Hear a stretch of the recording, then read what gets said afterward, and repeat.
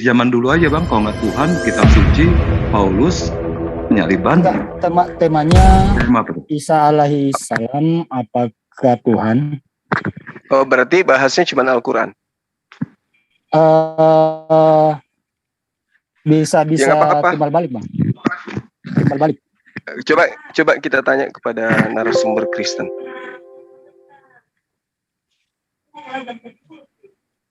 Bang Torosaki. Mana tahu dia mau bahas Quran aja atau gimana? Ya, selamat malam semuanya. Ya, terima kasih Bang Juma. Ya, malam. Kita ketemu Malam, lagi. saudara. Iya, siap. Malamnya. Itu tadi sesuai dengan apanya ya, Isa Al-Masih ya. Apakah benar Isa Al-Masih itu nabi atau Tuhan? Menurut Al-Quran aja ya, Bang ya? Menurut Al-Quran aja. Oh iya.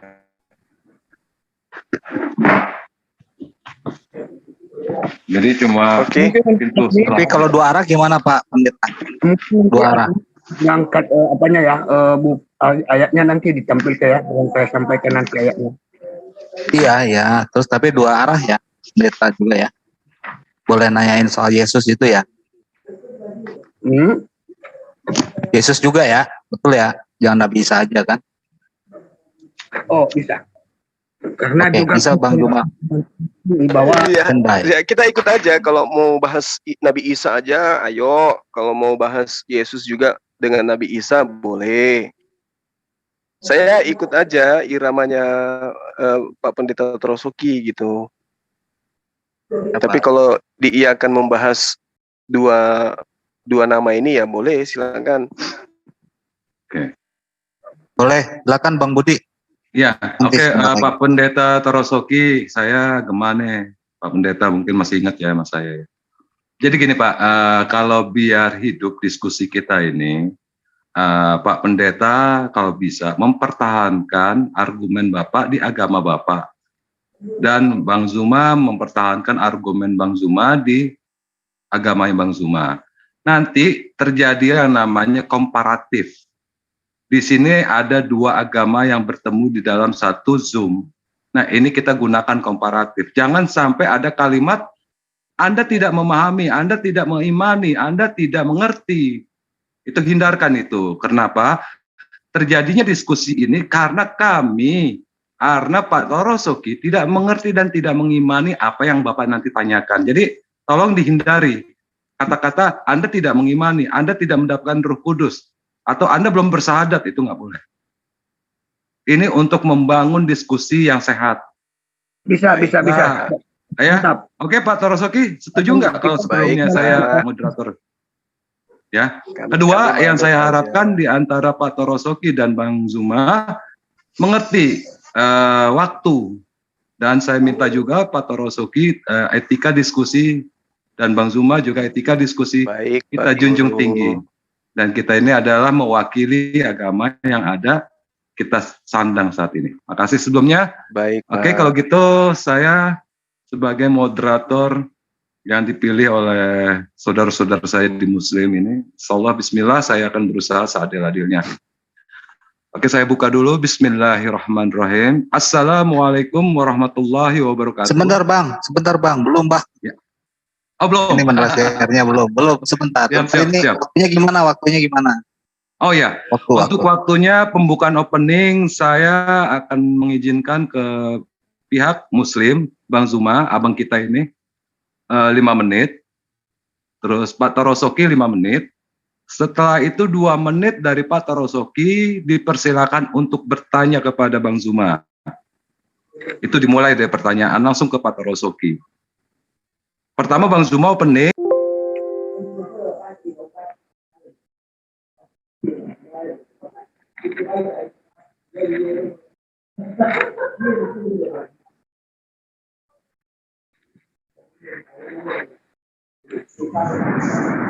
Oh, sorry putus tadi ada telepon masuk. Jadi gini, Bang Zuma opening, Pak Torosoki opening, langsung dia bertanya. Bang Zuma nanti menjawab, langsung bertanya, terus dijawab oleh Pak Torosoki, lalu bertanya, menjawab dan bertanya, lalu ditutup dan di situ buka battle. Adil ya? Battle-nya Waktunya berapa 5 menit? menit, 2 menit. Bertanya 2 menit, opening statement 5 menit, menjawab 5 menit. Battle? Battle, nah ini kita harus sepersetujuan dari narasumber, minta waktu berapa lama? 30 menit, 20 menit, apa 25 menit? 30 aja, Bang. Siap, gerak. 45 aja, Bang. Siap. Ntar Pak lapar Torosoki? lagi aku. Siap. Siap ya, 45 menit. Iyalah, oke lah. Ya, Kalau bisa sampai subuh siap, pun nggak oke apa-apa. kalau gitu. Nah, salut ini, oke. 45 menit, setelah itu nanti penutupan, ya, closing statement, itu kita berikan 5 menit Pak Torosoki dan 5 menit untuk Bang Zuma. Deal? Ya, Siap, oke kalau gitu. Silakan teman untuk apa yang mau dibahas lagi. Ada yang mau dibahas lagi? Lanjut moderator. Sudah cukup mungkin Pak Budi bisa langsung dimulai. Udah, thumbnailnya udah dibuat semuanya? Udah siap? Aman, lanjut. Oke, siap. Oke, bismillahirrahmanirrahim. Assalamualaikum warahmatullahi wabarakatuh. waalaikumsalam. Alhamdulillahillazi anzala ala abdihil kitaba wa lam yaj'al lahu iwajan. Subhanallah walhamdulillah wa la ilaha illallah wallahu akbar. Alhamdulillah, malam ini kita dipertemukan oleh para mustahid dan para orang-orang yang ada di sebelah kita untuk bertemu dan berdiskusi di dalam untuk mengedukasi masyarakat tentang apa yang dia imani. Di dalam pertemuan ini kita akan membuka satu tema, yaitu temanya adalah Nabi Isa ataukah Yesus yang dipandang real atau tidaknya. Gitu ya Bang, judulnya. Oke. Gimana? Apakah Nabi Isa atau Yesus yang dipandang benar atau tidaknya menurut kitab masing-masing? Begitu Bang? Salah? Tanyakan kepada Pendeta Torosoki, karena beliau yang bawa tema ini. Oke, temanya apa Pak Torosoki? Maaf. Takutnya terganggu konsentrasinya. Kalau memang itu tema yang diangkat, karena juga teman-teman dari Muslim, sebagian percaya bahwa Isa Al-Masih itu sama dengan Yesus. Oke, jadi Nah, gimana kayak itu Bang Jumang? Artinya mempertahankan lah ya, bagaimana caranya kita itu edukasi bahwa ini sebenarnya yang apanya itu. siap. Oke, yang sekarang saya selesaikan. Oke, untuk itu kita akan mengangkat satu tema, apakah Nabi Isa menurut Quran yang benar, ataukah Yesus Kristus menurut Bible yang benar. Oleh karena itu, kita akan mengadakan satu studi analisa literatur dari dua narasumber kita. Dan insya Allah malam ini kita akan mendapatkan barokah ilmu edukasi dari diskusi ini, yaitu diantaranya ada dari Bang Zuma, salah satu orang yang kita sayangi untuk mendakwahkan Islam, dan salah satunya dari pemimpin gereja yaitu Pendeta Torosoki yang disayangi oleh pihak gereja. Oleh karena itu saya buka tema ini dengan mengucapkan Bismillahirrahmanirrahim. Untuk pembukaan pertama akan saya berikan waktunya untuk Bang Zuma. Timer siap? 5 menit. Dipersilakan Bang Zuma. Tafadhol. Baik. Bismillahirrahmanirrahim. Assalamualaikum warahmatullahi wabarakatuh. Damai sejahtera untuk kita semua. Puji syukur kita panjatkan senantiasa kepada Allah Subhanahu wa taala yang menciptakan segala makhluk, baik yang ada di langit maupun yang ada di bumi, serta salawat senantiasa kita ucapkan pada junjungan kita Rasulullah Muhammad sallallahu alaihi wasallam yang telah memberikan suri teladan yang baik, memberikan petunjuk sehingga kita manusia dalam hal ini Islam bisa membedakan antara khalik dan makhluk, antara pencipta dan ciptaan. Tema kita pada malam hari ini adalah terkait dengan apa yang dibicarakan oleh Al-Quran tentang sosok yang datang kepada Bani Israel, yang kita sebut Nabi Isa alaihissalam, yang kemudian di dalam pemahaman teman Kristen disebut Yesus. Al-Quranul Karim, khususnya di dalam surah Ali Imran ayat 59, adalah salah satu dari beberapa ayat yang muatannya kemudian menjadi sanggahan terhadap klaim orang-orang terdahulu bahwa sosok yang datang kepada Bani Israel itu adalah Tuhan yang mengambil rupa manusia.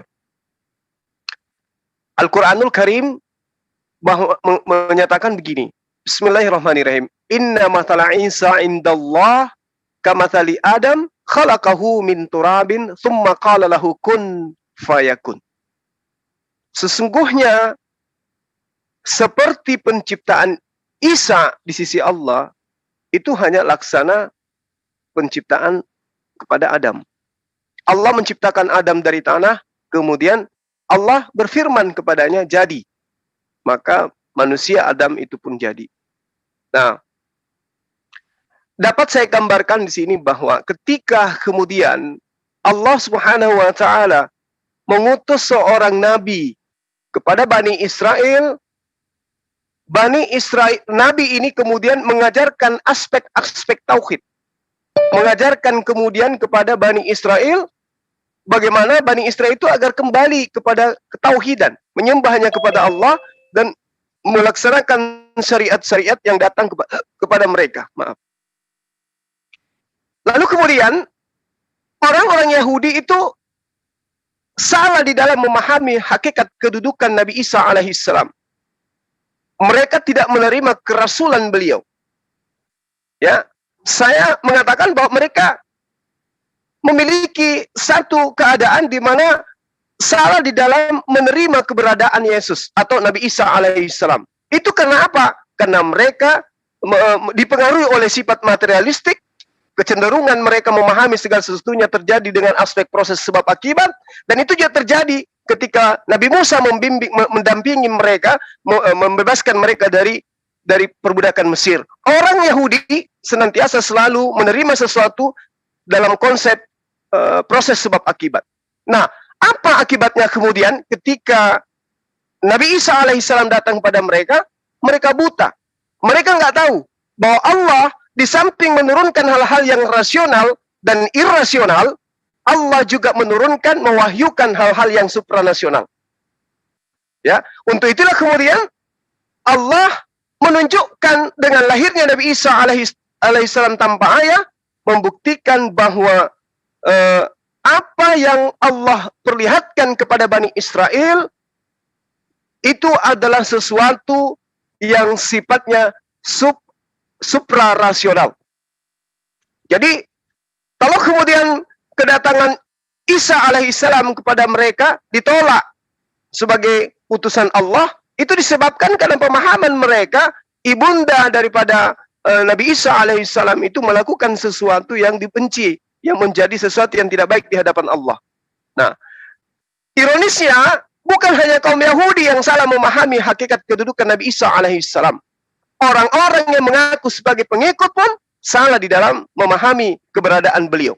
Mereka memahami bahwa Nabi Isa alaihissalam yang mereka sebut dengan sebutan Yesus itu adalah Tuhan yang datang dalam rupa manusia. Nah, ini yang mungkin bisa kita diskusikan pada malam hari ini, bahwa di dalam pengajaran agama Islam, Tuhan pencipta langit dan bumi itu mustahil kemudian merendahkan diri menjadi makhluk, apalagi merendahkan diri mati dibunuh oleh makhluknya sendiri. Demikian sementara.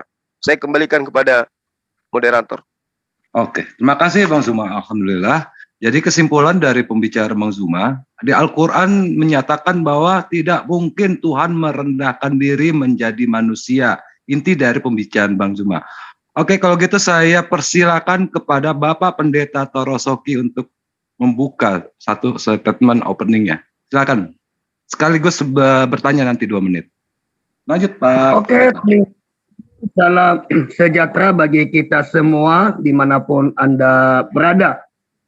Saya percaya bahwa pada malam ini kita semuanya dalam keadaan sehat Dan saya juga akan menyampaikan kepada kita semua melalui dialog pada malam ini bersama dengan Ustadz Zuma, di mana kami mengangkat tema apakah Isa Al-Masih itu, Yesus Kristus itu sama seperti Tuhan atau tidak. Nah, tentu Bapak Ibu yang dikasih oleh Tuhan dimanapun Anda berada, harus kita ingat dan bahwa Alkitab itu adalah satu kesatuan yang utuh. Mulai dari Kejadian sampai Wahyu adalah firman Tuhan. Tentu kita mengucap syukur ya bahwa Allah mengaruniakan anaknya yang tunggal. Supaya kenapa Allah itu mengaruniakan anaknya yang tunggal satu-satunya, supaya kita memperoleh hidup yang kekal, supaya kita kembali ke jalan yang benar melalui Yesus Kristus. Karena Yesus Kristus memberikan contoh, perumpamaan di dalam dunia ini bagaimana kita kembali ke jalan yang benar mengikuti Yesus. Tentu dalam hal ini saudara-saudaraku, di dalam Yohanes 1 ayat 1, demikian firman Tuhan, pada mulanya adalah firman. Firman itu bersama-sama dengan Allah dan firman itu adalah Allah sendiri. Nah, Bapak Ibu yang dikasih oleh Tuhan, di sini kita tahu bahwa pada mulanya firman itu bersama-sama dengan Allah dan firman itu adalah Allah sendiri. Firman itu adalah Yesus Kristus. Ya. Firman itu ya yang memberikan kita kekuatan bahwa di mana Yesus Kristus menjelaskan bahwa dia adalah Tuhan yang menjadi rupa manusia, yaitu di dalam Yohanes 1 ayatnya yang keempat. Demikian sabda Tuhan. Dalam dia ada hidup, dan hidup itu adalah terang manusia. Nah, ini di dalam Isa, di dalam Yesus Kristus ada hidup. Ya, hidup itu terang manusia. Kalau memang kita mau mempercayai dia, meyakini dan mengakui dan mengikuti perintahnya, maka kita akan bersama-sama dengan Yesus Kristus masuk dalam kerajaan surga. Karena Yesus Kristus datangnya dari surga, turun ke bumi, dan dia kembali juga ke surga. Nah, saudara-saudaraku yang dikasih oleh Tuhan, di mana Yesus mengatakan, akulah jalan, kebenaran, dan hidup. Tidak ada seorang pun yang datang kepada Bapa kalau tidak melalui aku. Inilah salah satu bukti. Kalau kita mengikuti Yesus, kalau kita percaya kepada Yesus, bahwa dia adalah jalan kebenaran. Tidak ada jalan kebenaran selain Yesus Kristus di dalam kehidupan kita. Oleh sebab itu, mengenai tentang Isa Al-Masih, dan di situ juga menjelaskan sebenarnya hanya teman-teman saya tidak mengerti dan kurang memahami apa sih Isa Al-Masih itu. Contohnya bahwa Isa Al-Masih itu adalah kalimatullah. Nah, oleh sebab itu inilah yang kami bahas pada malam ini, supaya kita semua bisa memahami dan mengerti bagaimana sih identitas Yesus Kristus itu dan identitas Isa Al-Masih itu. Apakah bisa dia hanya nabi? Apakah dia bisa menjadi Allah? Dan saya pastikan bahwa Yesus itu bisa disebut nabi, bisa disebut guru, rabi, dan dia adalah Tuhan dan juru selamat dalam hidup manusia. Dan saya percaya, saya yakin bahwa di dalam Yesus pasti akan ada kemenangan, ada keselamatan, ada pembebasan. Dosa-dosa kita pasti akan diampuni. Tidak ada satupun manusia atau nabi pun yang bisa mengampuni dosa selain Yesus Kristus adalah Tuhan dan juru selamat dalam hidupku, dalam hidup kita semua. Terima kasih. Saya kembalikan kepada moderator. Selamat malam. Salam. Ya, oke. Untuk 2 menitnya silakan Bapak Torosoki untuk bertanya kepada Bang Zuma. Oke, terima kasih Pak Ustadz, Ustadz Zuma, di mana sebenarnya bahwa Isa Al-Masih itu bukan hanya sebatas nabi, ya. Sebenarnya Isa Al-Masih itu adalah sama persis seperti Allah pencipta langit dan bumi, di mana juga saya akan mengutip ya bahwa di dalam hadis 1439 yang mengatakan di sana bahwa Isa Al-Masih itu adalah pribadi yang terkudus sepanjang abad. Dan saya percaya, saya yakin bahwa tidak ada nabi-nabi yang lain yang terkudus ya sepanjang abad selain Isa Al-Masih. Thank you. Bisa dilampirkan Pak hadis yang tadi, hadis berapa, hadis siapa, nanti biar dijawab oleh Bang Zuma. Bisa dilampirkan. Itu nanti bisa ditampilkan, saya sebut hadisnya ya Pak ya. Ya, silakan. Hadis itu, dari siapa itu? Itu di dalam hadis 1439 yang isinya mengatakan Isa Al-Masih itu adalah pribadi yang terkudus sepanjang abad. Ya, itu perawinya apa? Tirmizi, Bukhari, Muslim, siapa? Nah, yang saya tahu Bukhari, saya yang Muslim. Silakan. Mungkin itu salah satu ayat Al-Quran hadisnya, karena di dalam yang saya tahu bahwa teman-teman Islam percaya 4 kitab, Zabur, Taurat, Zabur, Injil, dan Al-Quran, dan hadisnya juga dibarengi dengan Al-Quran. Terima kasih. Gitu. Oke. Oh, jadi untuk masalah hadisnya Bang Zuma ini nggak jelas ini siapa yang meriwayatkan. Oke, kalau gitu terima kasih Pak Torosoki. Mungkin Bang Zuma juga sudah mengerti apa yang diucapkan Pak Torosoki. Saya persilakan kepada abang kita ini, guru Kristologi Indonesia. Tafadhal. Jadi saya katakan kepada Bapak Pendeta ya, ketika berbicara mengenai manusia, satu, manusia itu semua dicipta dalam keadaan suci. Itu dalam konsep Islam, Pak. Nah, kenapa kemudian Nabi Isa alaihissalam dispesialkan, disebutkan di dalam Al-Quran bahwa dia adalah gulaman zakiyan. Kenapa dikatakan seperti itu? Itu untuk menepis tuduhan orang-orang Israel yang mencurigai Bunda Maryam berzina sehingga dia hamil dan melahirkan sosok manusia bernama Yesus, bernama Isa alaihissalam. Makanya dia disebutkan anak laki-lakinya Maryam. Tidak disebutkan bapaknya. Ya, tidak disebutkan bapaknya, tapi disebutkan ibunya. Kenapa? Karena dia tidak memiliki ayah.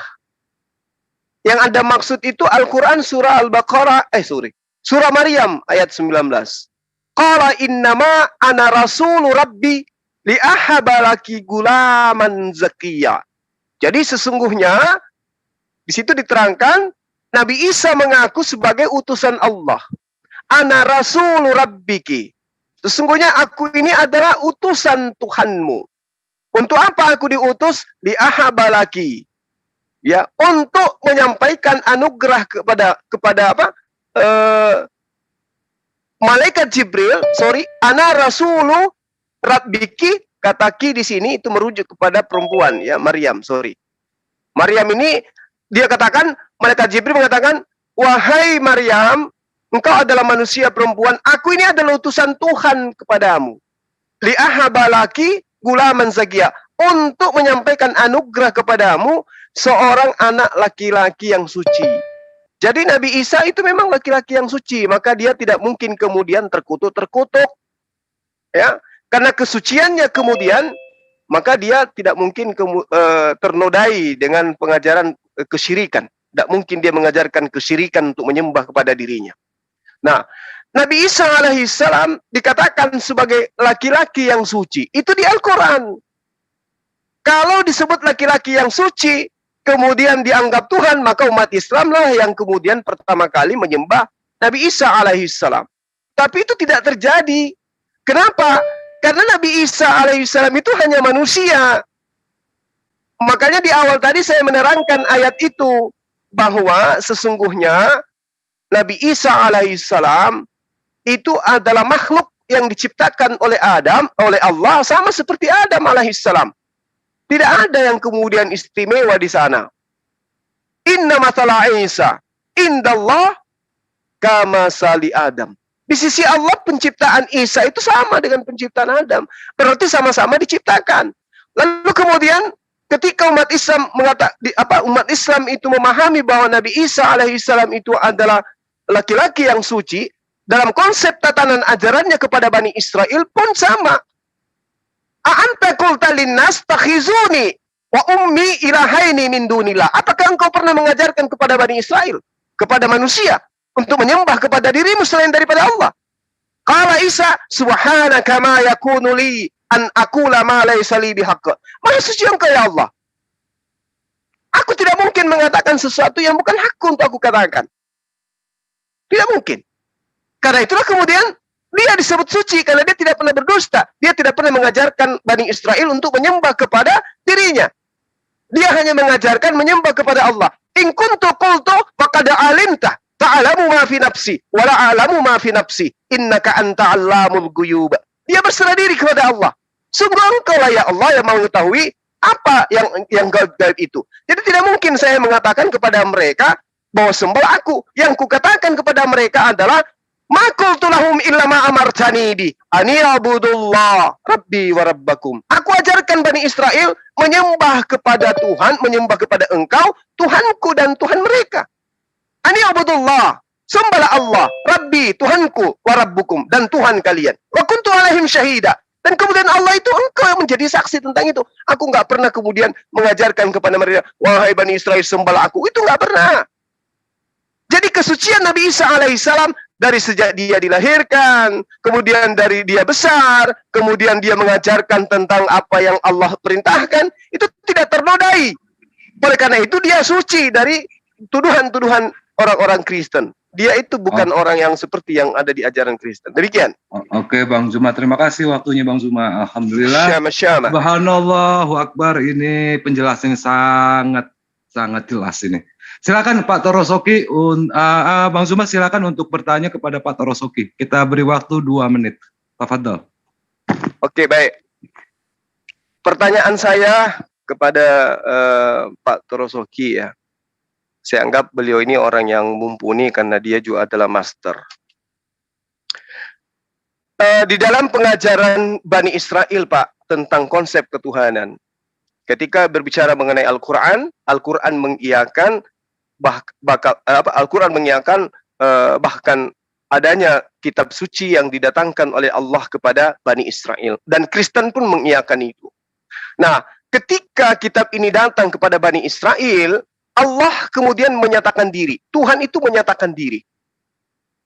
Dikatakan bahwa akulah yang mematikan.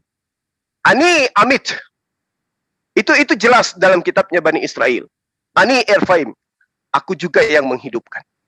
Nah, lalu kemudian ketika kita memahami ada data ini tertulis pula. Lihatlah sekarang bahwa akulah dia, tidak ada Tuhan selain daripada aku. La ilaha illa ana. Akulah yang mematikan dan aku juga yang menghidupkan. Kalau kemudian Anda menganggap Yesus yang dihidupkan dan dimatikan itu adalah Tuhannya Bani Israel, bagaimana Anda bisa membantah data ini, Pak? Sebagai pendeta, tolong dijelaskan. Di dalam kitab Ulangan 32 nomor 39 jelas dikatakan, aku telah meremukkan, tetapi akulah yang menyembuhkan. Dan seorang pun tidak ada yang dapat melepaskan dari tanganku. Akulah yang mematikan, aku juga yang menghidupkan. Nah, kalau Tuhan itu, Pak, tidak dihidupkan dan tidak dimatikan, Yesus dimatikan, Yesus dihidupkan. Tolong jelaskan kepada saya, bagaimana korelasi daripada Tuhannya Bani Israel kok bisa menjadi manusia yang dimatikan dan dihidupkan? Silakan. Terima kasih Bang Zuma. Alhamdulillah. Saya ulang lagi, berdasarkan pertanyaan Bang Zuma adalah di kitab Ulangan pasal 32 ayat ke-23 ya Bang Zuma ya? 39. Oh sorry, 39. Oke, ayat ke-39. Tolong Pak Torosoki untuk menjelaskan ayat tersebut. Siapakah yang mematikan dan yang menghidupkan Yesus itu sendiri? Terima kasih. Lanjut Pak Torosoki. Itu dari kitabnya Ulangan. Betul Pak Torosoki. Di kitab Ulangan pasal 32 nomor 39. Ini untuk mengkorelasikan kepada siapakah yang mematikan dan yang menghidupkan Yesus pada saat di kayu salib itu. Terima kasih. Lanjut, Pak. Ulangan berapa, Pak? Ulangan 39. Ulangan 32 ayat 39. Oke, Pak. Oke, 39, Pak ya. Oke, saya mute semuanya, tolong di-mute biar Pak Torosoki yang bicara. Lanjut. Oke, terima kasih Pak Zuma, luar biasa. Tetapi sebenarnya kalau Pak Juma memahami lagi bahwa di dalam konteks itu ulangan 32 itu sampai 29 atau 39 itu mulai dari pertama itu nyanyian Musa, ya, itu nyanyian Musa, dan mungkin Pak Ustadz coba renungkan sampai selesai konteksnya. Nah, tentu dalam hal itu bahwa Yesus Kristus itu datang dalam rupa manusia, di mana Allah ya merasa berbelas kasihan kepada ciptaannya. Makanya di dalam Yohanes 3 ayat 16 berkata, karena begitu besar kasih Allah akan dunia ini sehingga dia mengaruniakan anaknya yang tunggal, supaya setiap orang yang percaya kepadanya tidak binasa, melainkan memperoleh hidup yang kekal. Sebenarnya kalau Pak Juma mengerti dan memahami ayat itu, ya, bahwa hanya di dalam nama Yesus, ya, kita akan mendapatkan kehidupan yang kekal. Yesus itu datang dalam dunia ini untuk mengampuni, memberikan contoh supaya saya kembali ke jalan yang benar, ya, bahwa dialah satu-satunya jalan kebenaran. Tidak ada jalan kebenaran selain Yesus Kristus. Nabi-nabi pun ada menurut versi keimanan kita masing-masing, ada 24 atau 25 nabi, dan tidak ada nabi satupun yang berani mengatakan bahwa akulah jalan kebenaran dan hidup, dan tidak ada seorang pun yang datang kepada Bapa tidak melalui aku. Disinilah salah satu bukti, ya, bahwa haruslah kita mengikuti Isa Al-Masih. Kalau kita haruslah kita mengikuti Yesus. Kalau kita tidak mengikuti Yesus, maka sia-sialah kehidupan kita di muka bumi ini. Oleh sebab itu, tentang tadi Isa Al-Masih adalah pribadi yang terkudus, dan jelas Bang Juma, sebenarnya tidak ada nabi manapun, ya, yang berani, atau tolong tujukan kepada saya, ya, kalau memang sama seperti Musa atau nabi-nabi yang lain, ya, bahwa dia suci dan kudus. Coba tujukan kepada saya yang nabi-nabi yang lain bahwa pribadi yang kudus sepanjang abad. Nah, itu salah satu pertanyaan karena tadi tidak dijawab.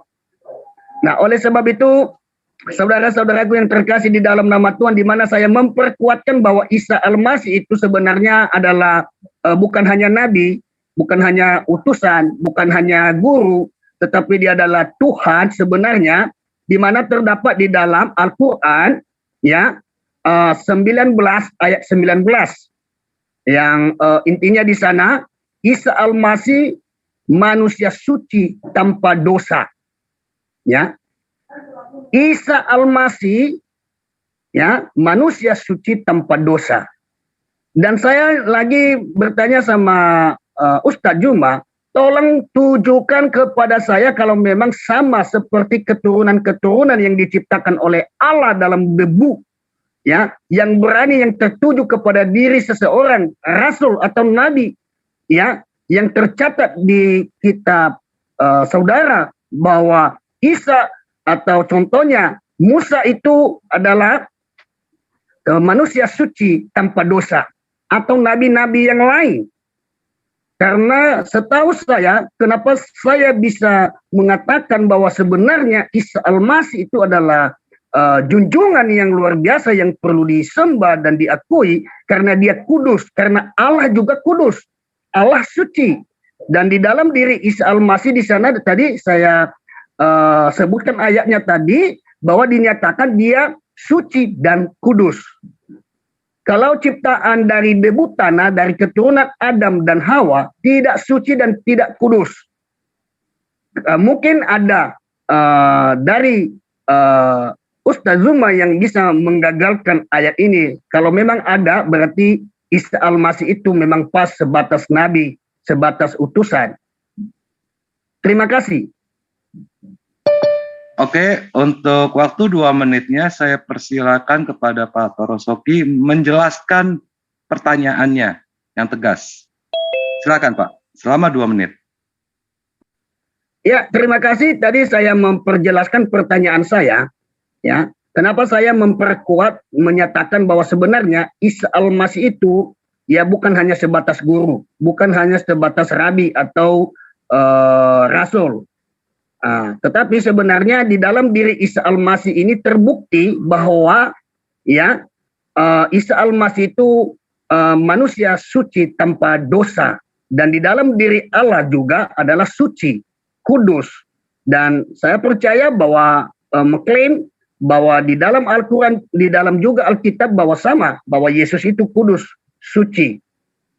Nah, oleh sebab itu coba tujukan sama saya di mana untuk menggagalkan atau untuk membatalkan bahwa Isa Al-Masih itu memang benar-benar sebatas nabi, sebatas rasul.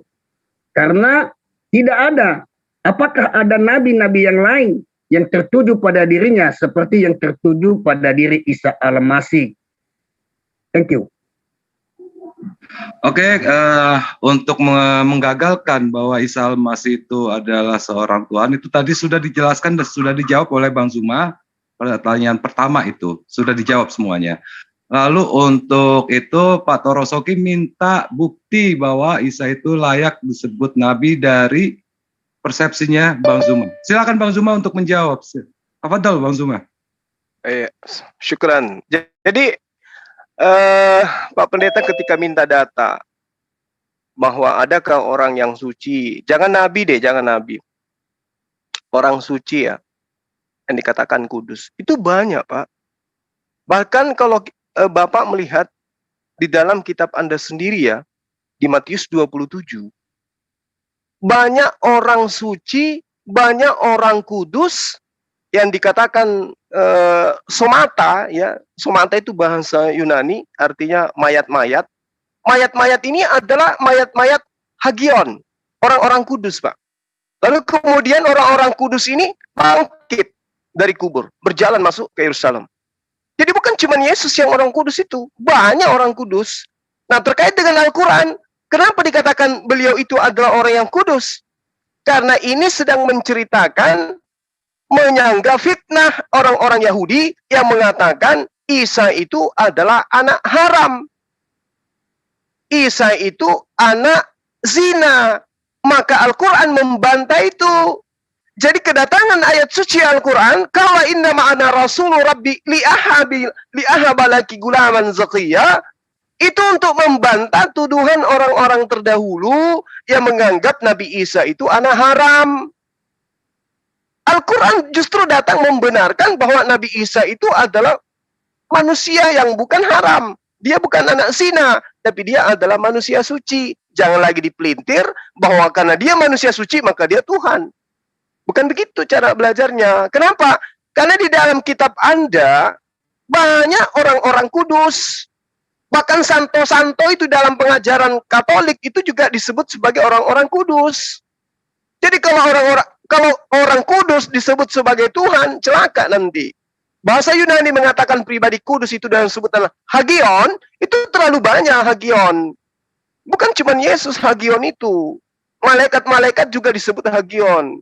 Orang makhluk-makhluk suci, makhluk-makhluk kudus. Jadi itu terbantahkan di sana. Lalu kemudian terkait dengan Nabi Isa alaihissalam.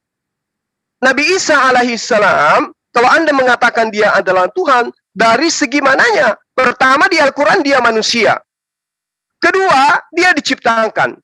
Ketiga, dia dilahirkan oleh manusia. Keempat, dia menyembah kepada Allah. Kelima, dia mengajarkan apa yang diperintahkan oleh Allah kepadanya. Keenam, dia hanya pertanda kepada Bani Israel. Ketujuh, dia meminta Bani Israel hanya menyembah kepada Allah. 8, dia mengajarkan Bani Israel agar menerima dia sebagai utusan Allah. Lalu apa yang kemudian menjadi aspek ketuhanan melalui Al-Quran Nabi Isa itu? Tidak ada sama sekali. Kecuali tuduhan serampangan membabi buta karena pingin kali anak Maria menjadi Tuhan.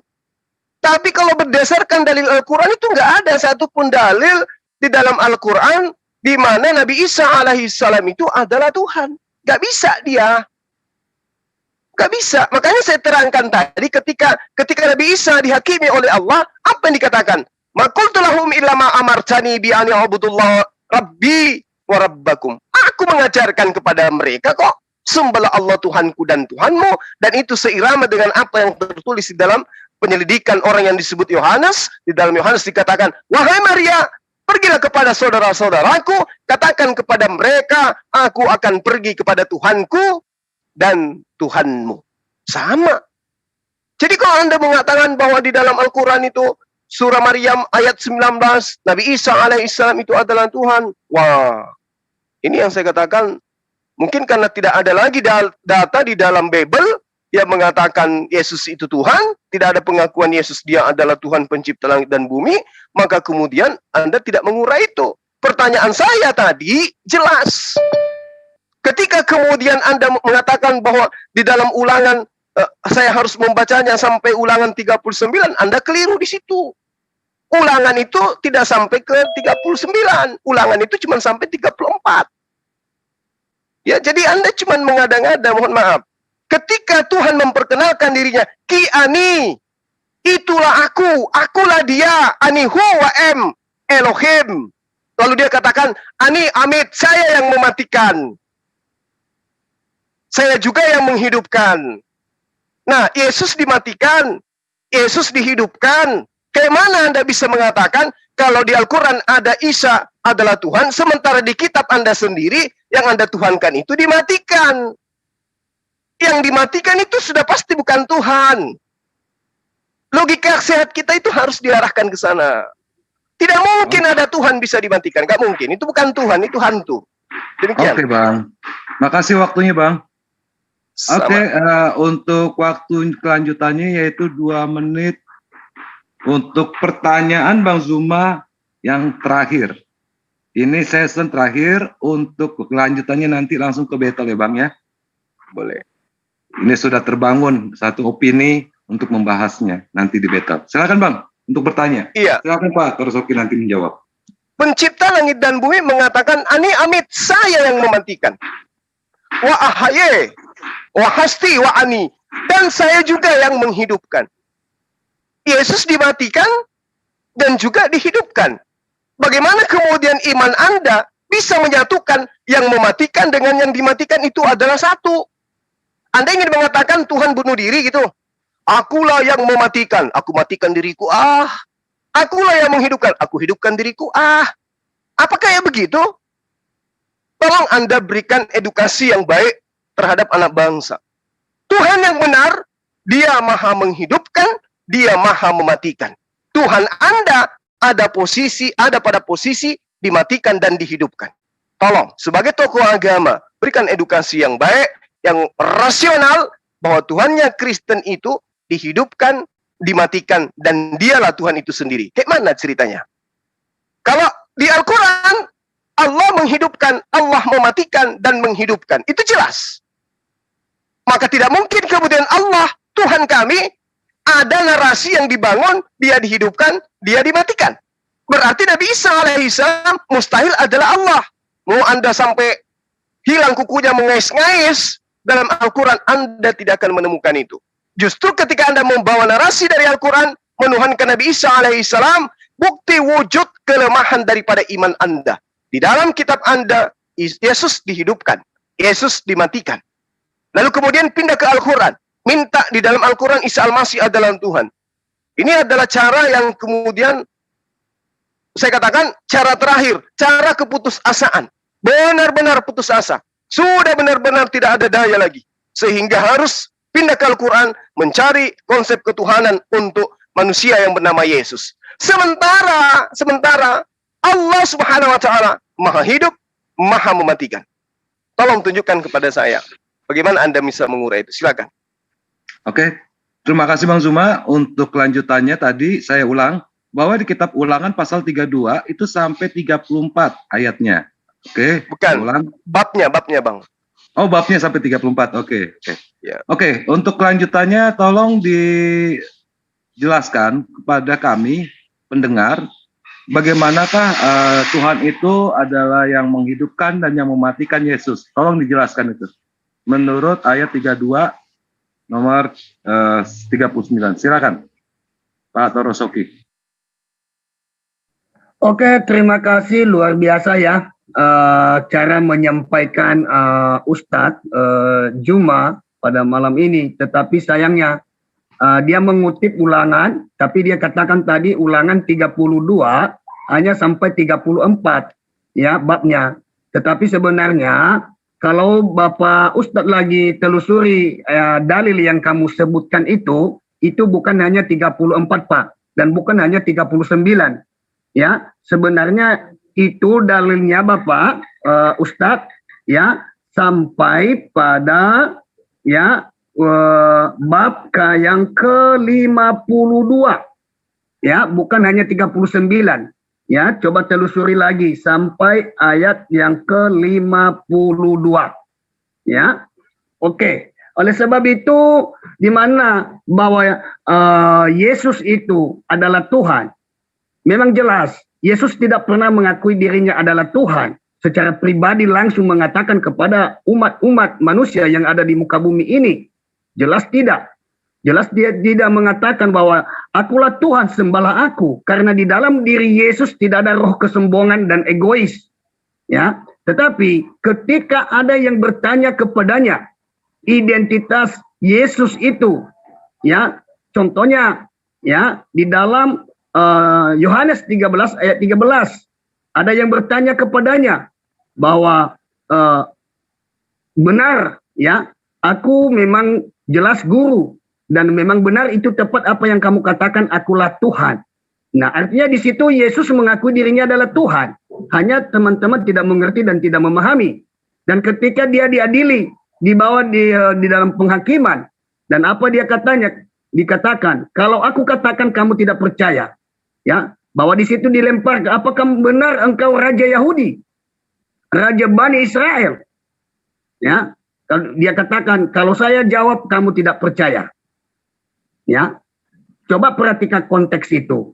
Tentu saudara-saudara yang terkasih di dalam nama Tuhan, kenapa saya memperjelaskan bahwa Isa Al-Masih itu sebenarnya adalah Tuhan, ya, karena definisinya secara terurai bahwa Allah suci, Allah kudus, dan di dalam diri Isa Al-Masih juga kudus dan suci. Nah, oleh sebab itu juga saya akan mengutip sebenarnya ada banyak sekali yang tertuju pada diri Isa Al-Masih itu yang sama seperti Allah, ya, pencipta langit dan bumi, di mana di dalam Al-Quran 3 ayat 45 ya, bahwa Isa Al-Masih itu terkemuka di dunia dan di akhirat. Ya, sampai pertanyaan saya tadi dengan Pak Usman, Pak Juma, tidak pernah membatalkan, tidak pernah kasih ayat dengan nabi-nabi yang lain yang sama persis seperti apa yang tertuduh pada diri Masih. Ya, contohnya tadi ya di dalam Al-Qur'an 19 ayat 19, Isa Al-Masih itu manusia suci dan kudus. Dan begitu juga saya menerangkan bahwa Isa Al-Masih itu terkemuka di dunia dan di akhirat di dalam Al-Qur'an 3 ayat 45. Nah, tentu dalam hal ini siapa yang terkemuka? Apakah ada nabi-nabi yang lain atau ada manusia yang lain yang mengatakan aku yang terkemuka di dunia ini dan di akhirat? Saya percaya tidak. Ya, siapapun itu nabinya. Memang benar bahwa dia adalah hanya manusia biasa, nabi biasa seperti Musa, tapi Isa Al-Masih atau yang diakui teman-teman saudara dari Muslim bahwa Isa Al-Masih itu sama dengan Yesus. Dan memang kalau menurut saya Isa Al-Masih itu terkemuka di dunia dan di akhirat. Tidak ada yang bisa membandingkan dia. Coba Bang Juma ingat ketika Isa Al-Masih itu mengambil tanah dari tanah liat, dibentuknya menjadi buruk dan dihembuskannya ya tanah itu dan burung itu hidup terbang, dan itu salah satu ya bahwa dia adalah melakukan mukjizat. Dan ada banyak sekali mukjizat yang dilakukan Isa Al-Masih sama dengan yang seperti di Alkitab. Yesus Kristus membangunkan orang mati. Yesus Kristus juga menyembuhkan orang buta, ya, yang lumpuh. Dan saya percaya, ya, hampir sama, hanya saja saudara saya Ustadz Juma tidak mengerti identitas sebenarnya Isa Al-Masih itu seperti apa sampai di mana. Dan saya tadi sudah menjelaskan secara dalil yang membedakan seperti demikian. Terima kasih. Oke, terima kasih Pak Torosoki. Langsung kita ke session untuk battle, tapi saya beri ulasan aja tentang ayat yang ke-45.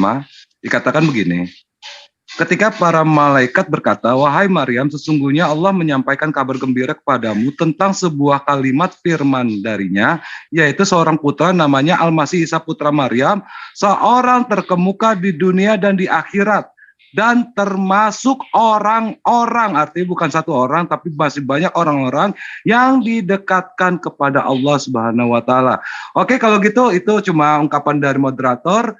Silakan untuk kita masuk ke session untuk battle ya, tanya jawab langsung, tetapi dengan menggunakan etika diskusi yang saya harapkan. Dan apabila sudah selesai menjelaskan dari apa yang kita ungkapkan, nanti tolong dikeluarkan kalimat silakan Anda jawab atau silakan Anda bicara. Itu lebih bagus untuk berdiskusi di session battle ini.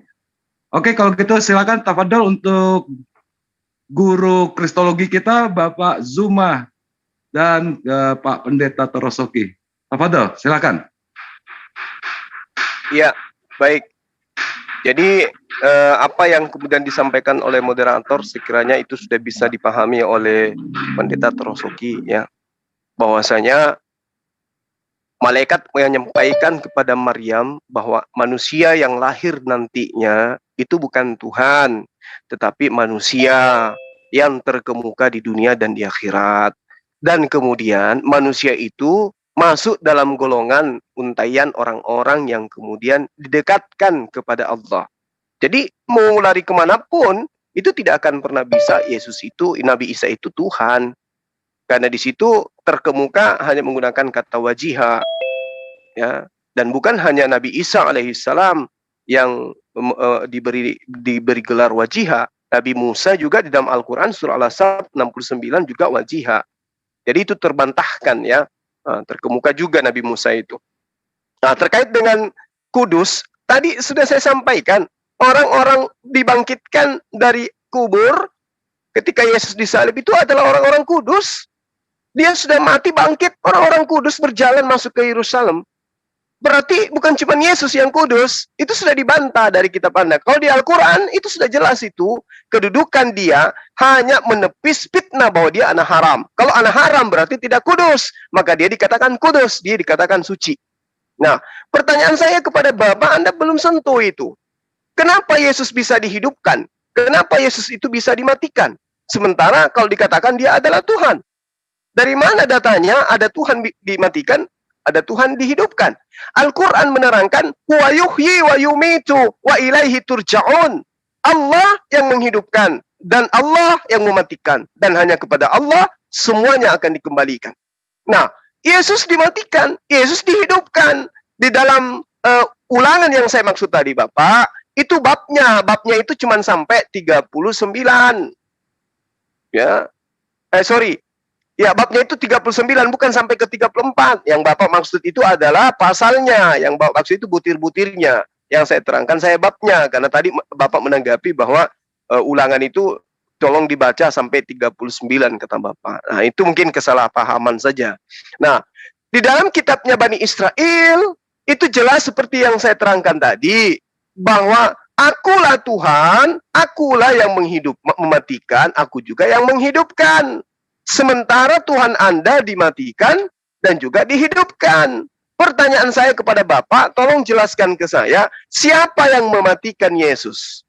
Silakan.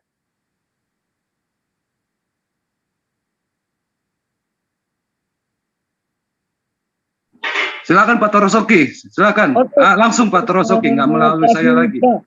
Terima kasih. Di mana bahwa Yesus itu datang dalam dunia ini untuk melengkapi yang menyempurnakan kitab-kitab sebelumnya, Perjanjian Lama. Dan kenapa Yesus mati? Ya, kenapa Yesus bangkit dan terangkat ke surga?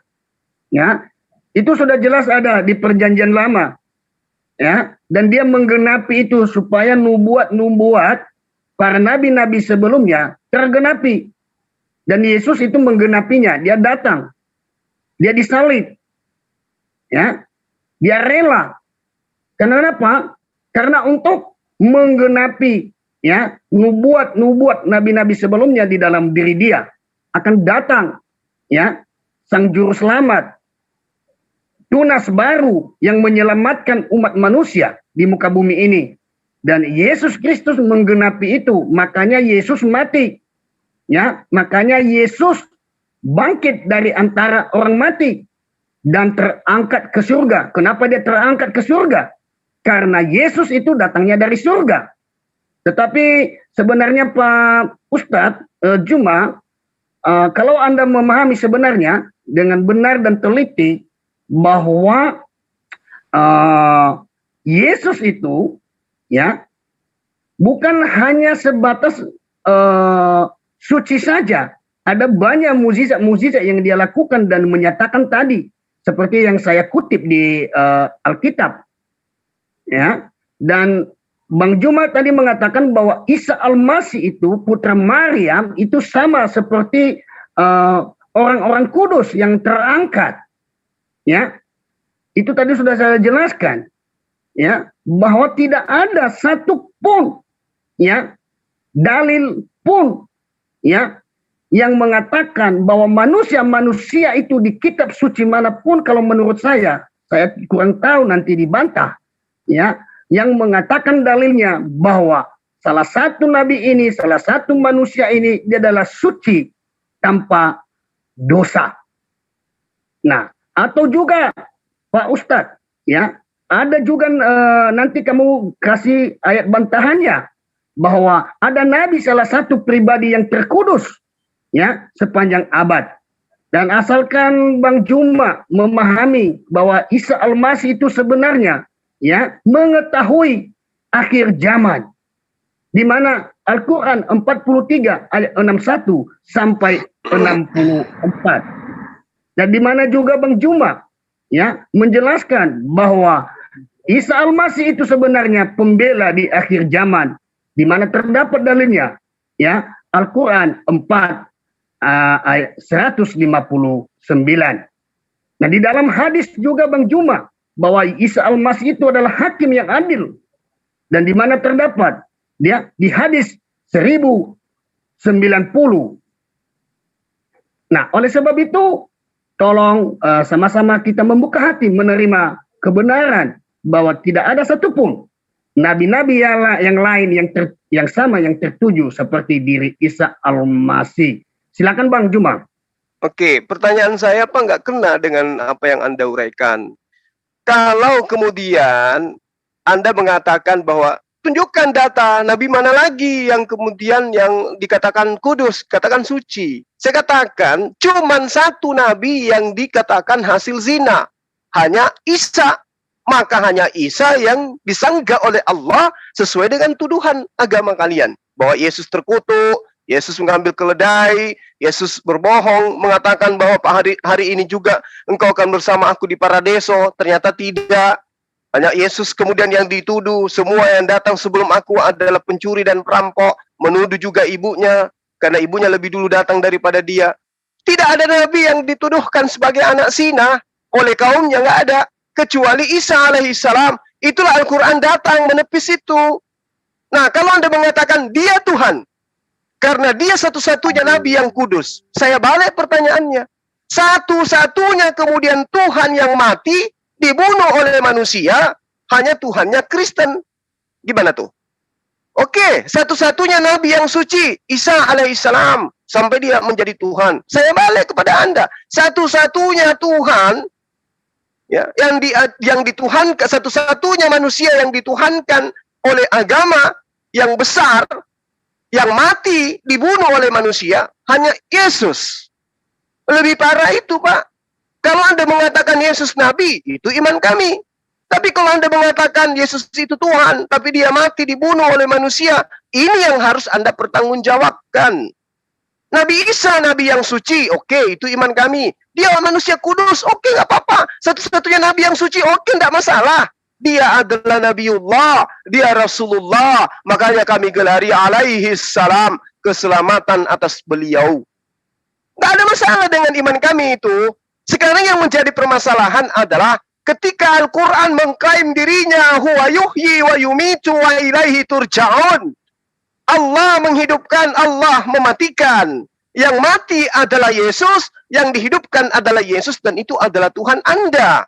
Kemudian Tuhan ketika datang memperkenalkan diri kepada Bani Israel pun, dia mengatakan, akulah Tuhan, tidak ada Tuhan selain aku, akulah yang mematikan dan akulah yang menghidupkan. Pertanyaan saya, Bapak, saya sudah menjawab pertanyaan Anda. Meskipun tidak ada Nabi yang suci menurut pemahaman Anda, ya, karena sebenarnya ayat itu datang untuk membantah tuduhan orang-orang terdahulu terhadap Yesus itu adalah, Isa itu adalah anak haram. Maria melakukan sesuatu yang sifatnya persundalan. Ini yang ditepis kemudian Al-Quran. Kalau Anda tidak percaya, silakan Anda baca Talmud. Bagaimana orang Yahudi menghujat Nabi Isa alaihissalam di dalamnya. Menghujat Yesus. Sampai saking dihujatnya dikatakan dia akan direbus di neraka di atas tinja yang mendidih. Bayangkan. Itu karena apa? Karena mereka menghujat Nabiullah. Wa ma arsalna tidak diturunkan kepada mereka seorang nabi kecuali dihujat, diolok-olok, dinistakan. Itulah yang terjadi kepada nabi-nabi yang datang kepada Bani Israel. Maka karena itulah kemudian saya bertanya kepada Anda. Al-Quran datang, surah Maryam, itu untuk mengembalikan posisi Isa alaihissalam sebagai orang suci, bukan haram. Sebagaimana yang diterangkan dalam kitab-kitab tafsir daripada praktis Yudaism.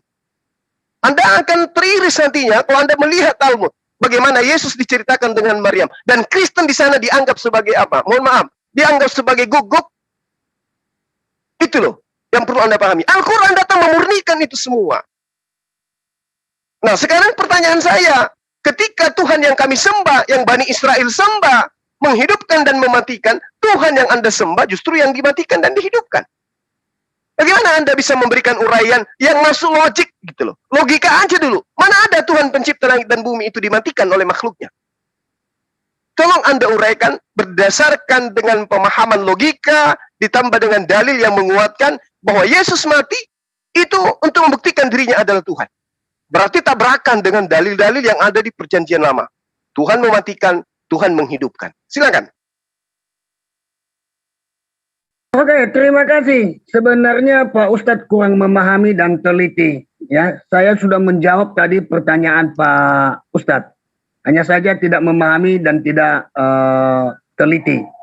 Tentu dalam hal itu di dalam kitab suci ya diceritakan bahwa Isa Al-Masih itu lahir, Isa Al-Masih itu mati, Isa Al-Masih itu bangkit dari antara orang mati. Ya, hanya saja Bang Juma menganggap seperti itu bahwa dia hanya nabi biasa, sama-sama dengan nabi yang lain. Tetapi sayangnya dia melebihi daripada nabi-nabi yang lain yang tertuju di dalam kitab tersebut. Hampir persis seperti Allah. Ya, persis seperti Allah dalam diri Isa Al-Masih. Ya, tidak mungkin Allah langsung ya datang di dunia ini untuk memulihkan, untuk mengembalikan kepercayaan umat-umat yang ada di muka bumi ini. Bang Juma, ya, kalau Allah langsung datang dalam segi kealahan, manusia pasti mati, tidak bisa memandang wajahnya. Ya, karena cahaya berkilau-kilauan. Tetapi karena Allah tahu dan mengerti hal demikian, makanya dia mengaruniakan, dia rela datang dalam rupa manusia, dalam keadaan suci, dalam keadaan kudus. Ya, seperti Bang Juma mengatakan bahwa dia adalah anak haram, ya, sudah jelas ya bahwa Maryam itu tidak disentuh oleh laki-laki yang lain. Ya, Maria itu adalah perempuan yang suci, ya, dari tidak pernah kena sentuhan laki-laki pada ketika dia melahirkan Isa Al-Masih. Malapun malaikat datang kepada Maryam, jangan takut Maryam, ya, kamu melahirkan anak, ya, berilah dia nama, ya, Isa Al-Masih, Immanuel atau Yesus Kristus, ya. Tetapi di situ saudara yang terkasih, ya, kurang memahami. Maria mengatakan, bagaimana saya bisa melahirkan? Saya belum punya suami. Ya, tetapi Allah berkenan kepada orang yang suci. Allah berkenan kepada orang yang memberi hati dengan sungguh-sungguh. Dan di mana Bang Juma kalau kita melihat telusuri Maryam dengan Magdalena. Maryam itu ketika Yesus, ya, datang, ketika Yesus bertemu dengan mereka, Maryam itu duduk mendengarkan apa yang disampaikan Yesus Kristus. Sedangkan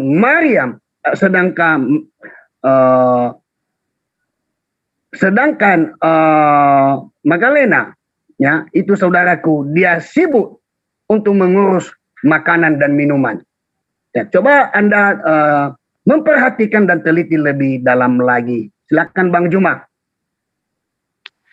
Iya, jadi Pak Pendeta, saya harus mengatakan Bapak belum menjawab pertanyaan saya. Kalau di dalam Islam, ketika dikatakan dia berbicara dari sejak bayi, qala inni abdullah, dia mengawali perkataannya bahwa aku ini adalah hamba Allah. Seirama dengan pernyataan Yesus bahwa dia adalah hamba Allah di dalam kitab Anda. Yohanes 4 itu jelas. Dia mengaku sebagai hamba Allah di data nomor 22 kalau saya nggak salah ingat. Nah, kemudian dia menciptakan burung dari tanah. Betul. Tapi apa yang kemudian beliau sampaikan? Dengan izin Allah. Itu pernyataannya. Biiznillah. Aku menciptakan itu, aku menghidupkan itu dengan izin Allah. Jadi tidak ada kemudian data yang bisa menjadikan Isa alaihissalam itu adalah Tuhan. Ya, tidak ada. Surah Ali Imran ayat 49, beliau menyembuhkan orang buta.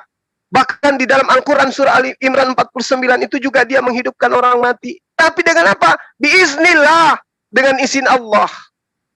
Jadi tidak ada jalan kemudian untuk Nabi Isa alaihissalam itu dituhankan. Bahkan kalau Bapak lihat di dalam Al-Quran, Nabi Isa alaihissalam minta kepada Allah agar Allah menurunkan makanan dari langit. Itu ada Pak di dalam Al-Quran. Diceritakan seperti itu ada. Di dalam hadits juga ada. Ya. Lalu kemudian ketika Anda mengatakan Nabi Isa itu adalah Tuhan, karena dia begini dan begono. Sekali lagi saya katakan, Anda tidak menjawab bagaimana mungkin kemudian Nabi Isa kedudukannya Tuhan di dalam Al-Quran, sementara Al-Quran menerangkan huwa yuhyi wa yumitu wa ilaihi turja'un. Dan di situ Yesus posisinya dihidupkan, dimatikan. Qala fiha tahyawna wa fiha tamutuna wa minha tukhrajun. Posisi Yesus itu dihidupkan dan dimatikan. Dan dia hidupnya di bumi, matinya di bumi, nanti juga dibangkitkan juga di bumi. Jadi tidak ada jalan kemudian Yesus Isa itu Tuhan. Tidak ada jalan. 1% pun nggak ada. 0, sekian persen pun nggak ada. Tapi kalau dikatakan dia datang atas mukjizat Tuhan, betul. Datang atas izin Tuhan, yes. Melakukan tanda-tanda karena Allah, ya. Melakukan mukjizat atas kehendak Allah, yes. Betul itu. Kaifa takfuruna billah wa kuntum amwatan fa ahyakum thumma yumitukum thumma yuhyikum thumma ilaihi turja'un. Nabi Isa dimatikan, Yesus dimatikan. Cobalah Anda jawab ini dulu. Bagaimana mungkin kemudian Kristen berdiri di atas pondasi di mana pengajarnya para pendeta-pendeta yang hebat, tersohor, ada mereka mengaku sebagai anak Tuhan, penuh dengan Roh Kudus, tapi data seperti ini simpel, sederhana menjadi pondasi keimanan. Anda tidak bisa pertanggungjawabkan. Allah pencipta langit dan bumi menghidupkan, mematikan. Hasem Yotehfafe di dalam kitabnya Bani Israel mematikan, menghidupkan. Tuhan Anda, Yesus, dihidupkan, dimatikan. Dan dihidupkan kembali. Ini yang Anda harus jawab ke kita. Kayak mana ceritanya ada Tuhan, bisa mati, bisa hidup. Kayak mana itu? Coba terangkan kepada kita, silakan. Oke, terima kasih Pak Ustadz. Sekali lagi saya menegaskan bahwa semua pertanyaan-pertanyaan Pak Ustadz saya sudah menjawab. Hanya saja Pak Ustadz tidak memahami penjelasan yang saya sampaikan. Biarlah publik yang mendengarkan yang bisa menyimpulkan apakah saya sudah menjawab pertanyaan Pak Zuma atau tidak. Tentu dalam hal itu ya, bahwa menurut pemahaman saya ya, bahwa memang benar di mana Yesus atau Isa Al-Masih tidak pernah mengakui, ya tadi saya sudah menjelaskan, akulah Tuhan, sembahlah aku. Tidak pernah, ya. Tetapi ketika ditanya kepadanya, ya, dan dia menjawab, memang benar akulah guru, dan memang benar juga akulah Tuhan, itu tepat, ya. Dan mungkin hanya saja Pak Ustadz tidak mendalami karena sudah mengatakan bahwa Isa Al-Masih itu hanya sebatas nabi. Itu hanya kepercayaan Anda, silakan, saya tidak pun paksa.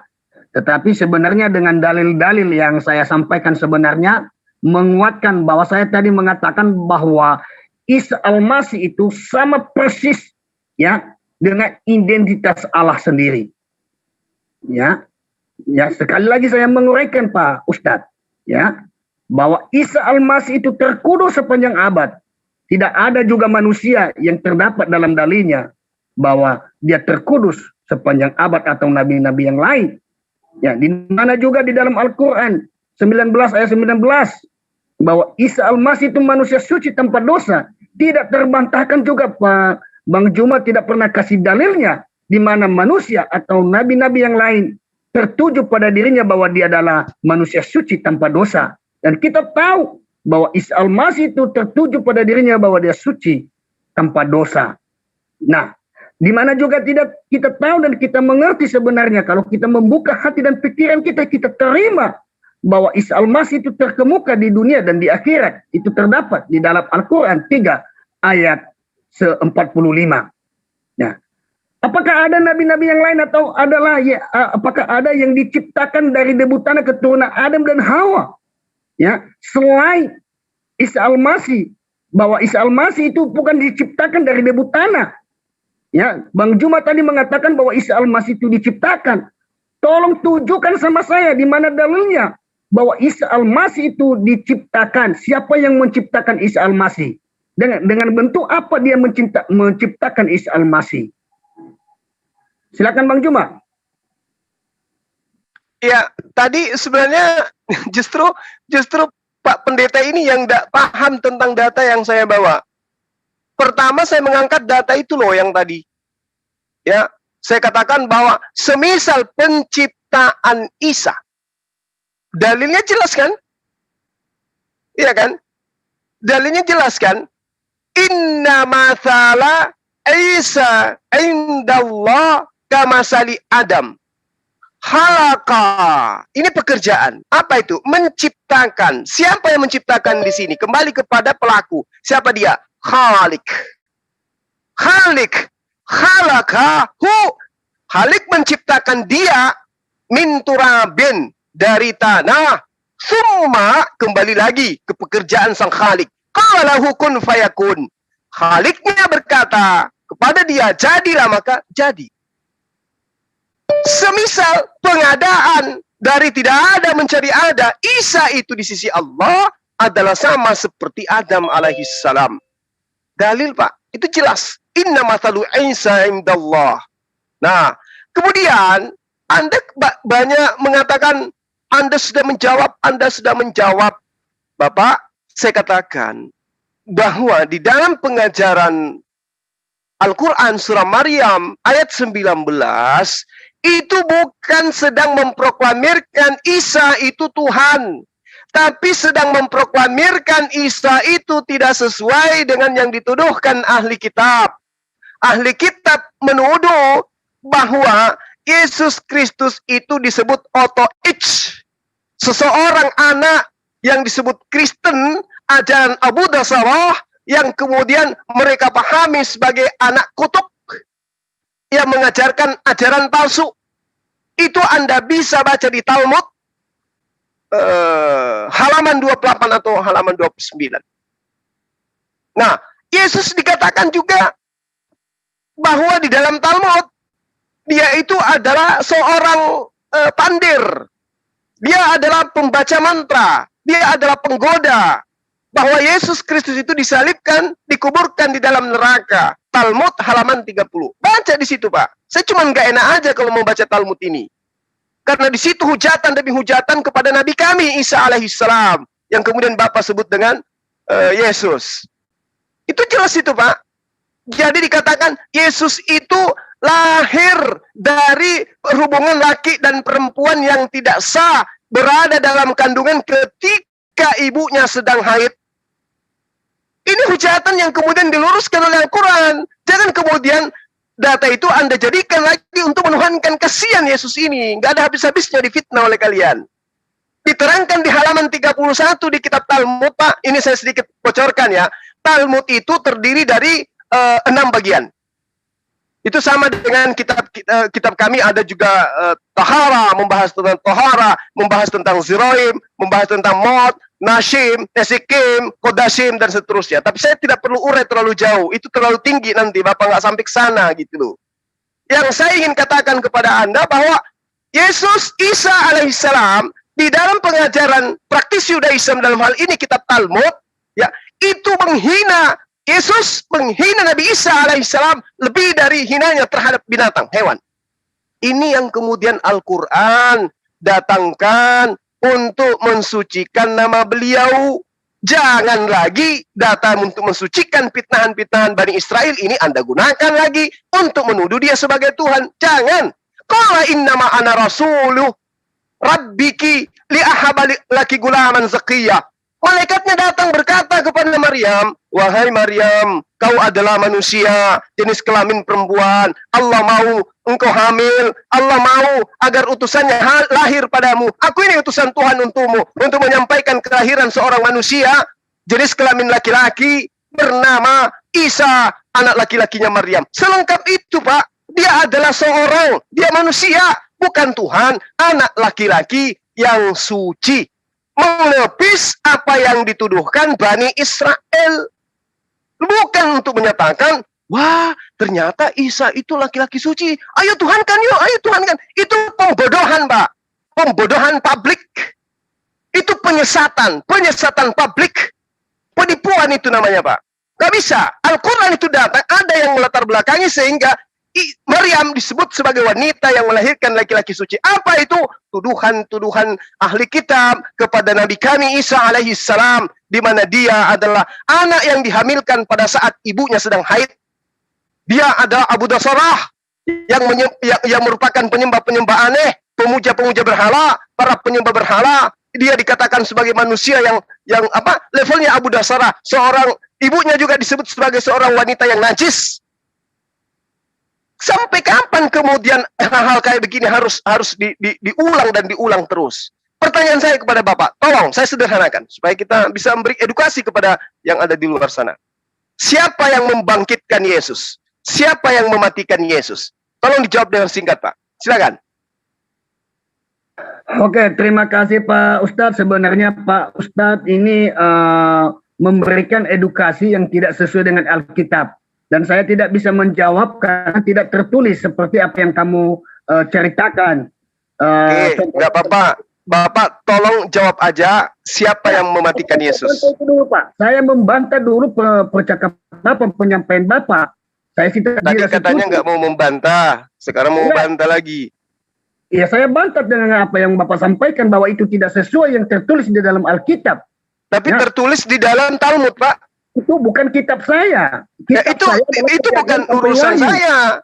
Talmud Ya, itu jangan- adalah kitabnya orang Yahudi di mana Yesus lahir dan besar. Sementara Saya Anda bukan orang Kristen, Yahudi. Anda Kristen lahir hari ini di luar Yahudi. Ya, dengarkan dulu, Bapak. Anda tahu apa, Pak? Saya tidak izinkan Bapak bicara, kenapa Bapak mau tidak izinkan saya? Silakan Bapak, silakan. Silakan Pak Torosoki. Tadi kan udah tunggu Bapak bicara sampai selesai. Oke, Setelah ya menunjukkan- siap. Lanjut Thank Pak you, Pak Torosoki. Ustadz. Kepala boleh panas Pak Ustadz, tapi hati tetap dingin. Oh iya. Oh, enggak. Memang suara saya begini. Emang Ya. Bang Zuma Santai, seperti ya, ini, silakan. cuma gini, sorry saya ikut-ikutan, tolong waktunya di stop dulu. Pak Ustadz Saya ikut-ikutan sampaikan bicara, dari bahwa tadi saya itu menyimak. jelas tertulis di dalam Sebentar, kitab Pak Torosoki, saya. saya luruskan. Sebentar Pak Torosoki, saya luruskan. Ini waktu di stop. Begini Pak, tadi Bang Zuma itu bertanya, mempersingkat dari pertanyaan biar Pak Torosoki itu bisa memahami pertanyaan Bang Zuma. Dari tadi pertanyaan dan jawaban Bang Zuma selalu diputar balik lagi oleh Pak Torosoki yang saya perhatikan di dalam diskusi ini. Silakan Pak, untuk ini lebih singkatnya, lebih tepatnya apa yang menurut Bapak untuk mengedukasi saya pribadi dan teman-teman yang lain di luar Iya, sana? saya mengedukasikan dulu apa yang disampaikan oleh Pak Ustadz itu tidak sesuai dengan Alkitab saya. Ya. Oke Saya Pak, edukasikan kalau itu. gitu saya persilakan untuk menjawab Pak ya. Maaf saya ganggu waktunya, silakan. Enggak, saya menjelaskan itu sama Bapak, saya edukasikan itu bahwa apa yang disampaikan oleh Pak Ustadz ya tidak sesuai dengan kitab saya dan saya tidak perlu menjawab karena itu bukan ada di kitab saya. Kalau Pak Ustadz mau mempertanyakan itu, tanyakan sama orang yang punya kitab itu. Saya menjelaskan dan menjawab sesuai dengan kitab yang tertulis yang saya imani. Begitu Pak Ustadz. Oleh sebab itu, di mana Yesus itu mengakui bahwa dia adalah Tuhan, sudah jelas-jelas saya tunjukkan ayatnya sama Pak Ustadz tadi. Bahwa di dalam Yohanes 14 ayat 6 mengatakan, akulah jalan kebenaran dan hidup. Tidak ada seorang pun yang datang kepada Bapa kalau tidak melalui aku. Percuma saya datang kepada Allah kalau saya tidak melalui percaya kepada Yesus adalah Tuhan. Sia-sialah hidup saya ini. Ya, sia-sia. Karena itulah Pak, saya tanya, siapa yang mematikan Yesus? Itu loh. Ya, yang mematikan Yesus saya udah jelaskan tadi, ya, di dalam perjanjian lama menggenapi nubuat-nubuat para nabi-nabi sebelumnya. Hanya Pak Ustadz Yang tidak mematikannya mengerti. siapa Pak? Tidak ada yang mematikan Yesus, memang menggenapi nubuat-nubuat para nabi-nabi sebelumnya. Maksudnya Yesus Ya. bunuh diri gitu Pak? Menggenapi, apakah dia mau bunuh diri atau gimana, yang penting apa yang disampaikan Allah itu oleh nabi-nabi yang lain, dia menggenapi, dia datang ke dunia ini untuk menggenapi nubuatan-nubuatan tersebut, supaya benar-benar Alkitab itu betul-betul adalah firman Tuhan yang hidup, yang tergenapi dalam dirinya. Dan oleh sebab itu Anda mengatakan bahwa kitab saya tidak benar, tidak suci, atau mungkin dipalsukan. Saya tanya sama Pak Ustadz sekarang, tolong tunjukkan mana kitab aslinya menurut Pak Ustadz. Karena Pak Ustadz mengatakan tidak benar lagi, tidak sesuai, tidak relevan. Coba tunjukkan Pak Ustadz. Terima kasih. Silakan. Oke, baik. Jadi pertama saya minta maaf dulu ya Pak Pendeta Torosoki ya, bahwa pembahasan kita ini terkait dengan ketuhanan daripada sosok yang kemudian disebut Isa alaihissalam. Makanya tadi saya minta kalau mau konsentrasi ke Al-Quran, yuk bahas Quran. Kalau mau membahas Bible juga silakan. Saya serahkan kepada lawan dialog saya sesuai dengan kemampuan. Itu yang perlu saya pahamkan terlebih dahulu terhadap siapapun yang mau berdialog dengan saya. Nah, terkait dengan Injil atau kitab apapun yang kemudian Anda mau bawa hari ini pertanyaan yang akan mengunci dan insya Allah akan membuka hati Bapak. Mana kitab yang ditorehkan di dalam Al-Quran yang diserahkan kepada Nabi Musa, yang diserahkan kepada Nabi Isa alaihissalam? Al-Quran menerangkan begini. Bismillahirrahmanirrahim. Ya ahlal kitab, lima takfuruna bi ayatillah wa antum tashhadun. Hai ahli kitab, hai orang-orang yang kepadanya diutus Yesus, mengapa engkau mengingkari ayat-ayat Allah padahal kamu mengetahui? Apa pembuktian pengingkarannya? Engkau tahu Tuhan itu menghidupkan dan mematikan, tapi engkau menjajakan, menjual satu konsep ajaran Tuhan bangkit dan dimatikan dan dibangkitkan. Ini yang diterangkan oleh Al-Quran, Pak. Tolong buka cakrawala berpikirnya. Al-Quran lagi menerangkan, ya ahlal kitab, lima talbisunal haqqa bil batil, wa taktumunal haqqa wa antum ta'alamun. Wahai manusia, golongan-golongan manusia yang kepadanya diutus Yesus, mengapa kamu mencampur adukkan yang benar dengan yang batil dan menyembunyikan kebenaran padahal engkau mengetahui? Apa bukti dicampur adukkan, Pak? Yang hak, Tuhan itu mematikan, Tuhan itu menghidupkan. Yang batil, Tuhan dimatikan, Tuhan dihidupkan. Dicampur adukkan. Salahkah Al-Quran mengatakan itu? Tidak. Ini yang sedang Anda praktekkan, sehingga lidah Anda keluh, mundur salah, maju salah. Ketika ditanya, siapa yang mematikan Yesus? Anda mengatakan tidak ada yang mematikannya. Tetapi mungkin saja dia mati sendiri atau bunuh diri. Mana ceritanya? Ini Al-Quran sudah menorehkan itu 1400 tahun silam. Akibat daripada itu, kalian yang menjadi korban kelabakan ketika ditanya tentang hal tersebut. Kenapa? Karena ada di dalam kitab Anda, yang Anda tenteng, sesuatu ajaran yang berbeda, kemudian dicampur adukkan. Lalu Al-Quran mengatakan begini, wa inna minhum lafariqan yawu alsinatahum bil kitab litahsabuh minal kitab wa ma huwa minal kitab wa yaquluna huwa min indillah wa ma huwa min indillah wa yaquluna 'ala Allahil katsiba wa hum ya'lamun. Maaf kalau saya sedikit salah mengutip. Tapi diterangkan di dalam ayat kami Al-Quran, dalam surah Ali Imran ayat 78, sesungguhnya di antara mereka ada segolongan orang yang memutar-mutar lidahnya membaca Alkitab supaya kamu menyangka yang dibacanya itu adalah sebagian daripada Alkitab, padahal ia bukan dari Alkitab. Ini yang Bapak sedang lakukan. Anda menabrak yang Alkitab. Allah menghidupkan, Allah mematikan. Menabrakkan dengan yang bukan Alkitab. Tuhan mati, Tuhan dibangkitkan.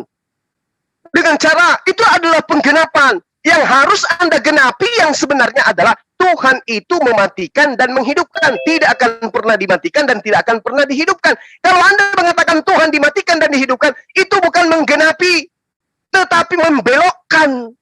Karena Tuhan itu tidak mungkin mati, Tuhan itu nggak mungkin dihidupkan. Karena dia maha hidup. Ini tidak menggenapi, Anda membelokkan. Karena itulah kemudian, ya, Al-Quran mengatakan, Qul ya ahlal kitab, lima tasudduna an sabilillah, man amana tabqunaha iwaja wa antum syuhada. Apa yang dikatakan oleh Allah? Wa mallahu bighafilin amma ta'malun. Hai para pendeta, mengapa kamu menghalang-halangi orang-orang Kristen dari jalan Allah agar orang-orang ini beriman? Kamu menghendaki mereka menjadi bengkok, padahal kamu menyaksikan kebenaran itu. Allah sekali-kali tidak lalai dari apa yang kamu kerjakan. Ini seruan, Pak. Qul ya ahlal kitab, wahai orang yang mengaku ahli kitab, wahai mereka yang mengaku sebagai master teologi, master pendeta, pastor dan seterusnya. Ini Al-Quran terangkan. Mengapa engkau menghalang-halangi umat dari jalan Allah, jalan orang-orang yang telah beriman? Kamu menghendaki mereka menjadi bengkok, padahal kamu menyaksikan bahwa apa yang kamu pelajari lalu kamu jajakan di gereja, itu adalah hal yang bertentangan antara satu sama yang lain. Al-Quran 1400 tahun silam mengurai itu. Makanya ketika Bapak saya tanya, tunjukkan datanya. Siapa yang mematikan Yesus? Kalau dia adalah Tuhan, berarti dia yang mematikan dirinya sendiri menurut Bapak. Berarti Tuhan pencipta langit dan bumi bunuh diri. Kalau dia dimatikan, berarti ada kekuatan yang mematikan. Berarti dia bukan Tuhan. Antara bunuh diri atau dia bukan Tuhan. Itu pilihan berat.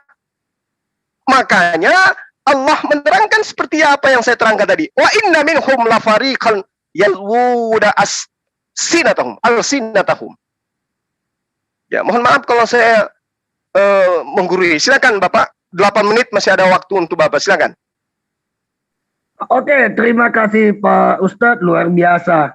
Tetapi saya tidak terjebak, kenapa benar juga tidak tertulis. Kalau memang kamu mengatakan bahwa Allah itu menghidupkan, berarti Allah itu juga mau bisa mematikan dirinya. Ya, oleh sebab itu saudara-saudaraku, Pak Ustadz, ya, sudah jelas dikatakan di dalam Al-Quran 5 ayat 68 dan begitu juga Al-Quran 42 ayat 31 yang mengatakan, hai ahli kitab, kamu tidak dipandang beragama sekalipun sehingga kamu menegakkan kebenaran-kebenaran Taurat, Injil, dan Al-Quran. Apa yang diturunkan kepadamu dari Tuhanmu kepadamu, sesungguhnya apa yang diturunkan kepadamu, ya, itu garis, itu saya buka itu buka kurung ya, dan tutup kurung. Di situ Muhammad. Dari Tuhanmu akan menambahkan kedurhakaan dan kekafiran kepada kebanyakan mereka. Maka janganlah kamu bersedih hati terhadap orang-orang yang kafir itu. Ini suatu Pak Ustadz coba dalami ayat itu, ya, bahwa kepada siapa dia katakan itu? Katakanlah, hai ahli kitab, janganlah kamu dipandang beragama sekalipun hingga kamu menegakkan ajaran-ajaran Taurat, Injil, dan Al-Quran. Ya, dan terakhir tadi dikatakan di situ, ya, dari Tuhanmu akan menambahkan kedurhakaan dan kekafiran kepada kebanyakan mereka. Maka janganlah kamu bersedih hati terhadap orang-orang kafir itu. Oleh sebab itu, di mana saya menegaskan Pak Ustadz bahwa sebenarnya kalau menurut saya hampir sama, ya, karena pengakuan teman-teman Ustadz bahwa sama Isa Al-Masih itu sama dengan Yesus di Alkitab saya. Dan saya akan mendorong sebenarnya di dalam Al-Quran 61 ayat 14 bahwa menjadi penolong agama Allah. Nanti Pak Ustadz bisa buka ayatnya atau baca sendiri, bahwa disitulah tertuju, ya, bahwa Isa Al-Masih itu dia mengedukasikan supaya manusia, ya, atau Yesus Kristus itu mengedukasikan, mengajak supaya setiap orang yang ada di muka bumi ini kembali kepada Allah yang sesungguhnya, karena Yesus Kristus tidak selama-lamanya ada di dunia ini.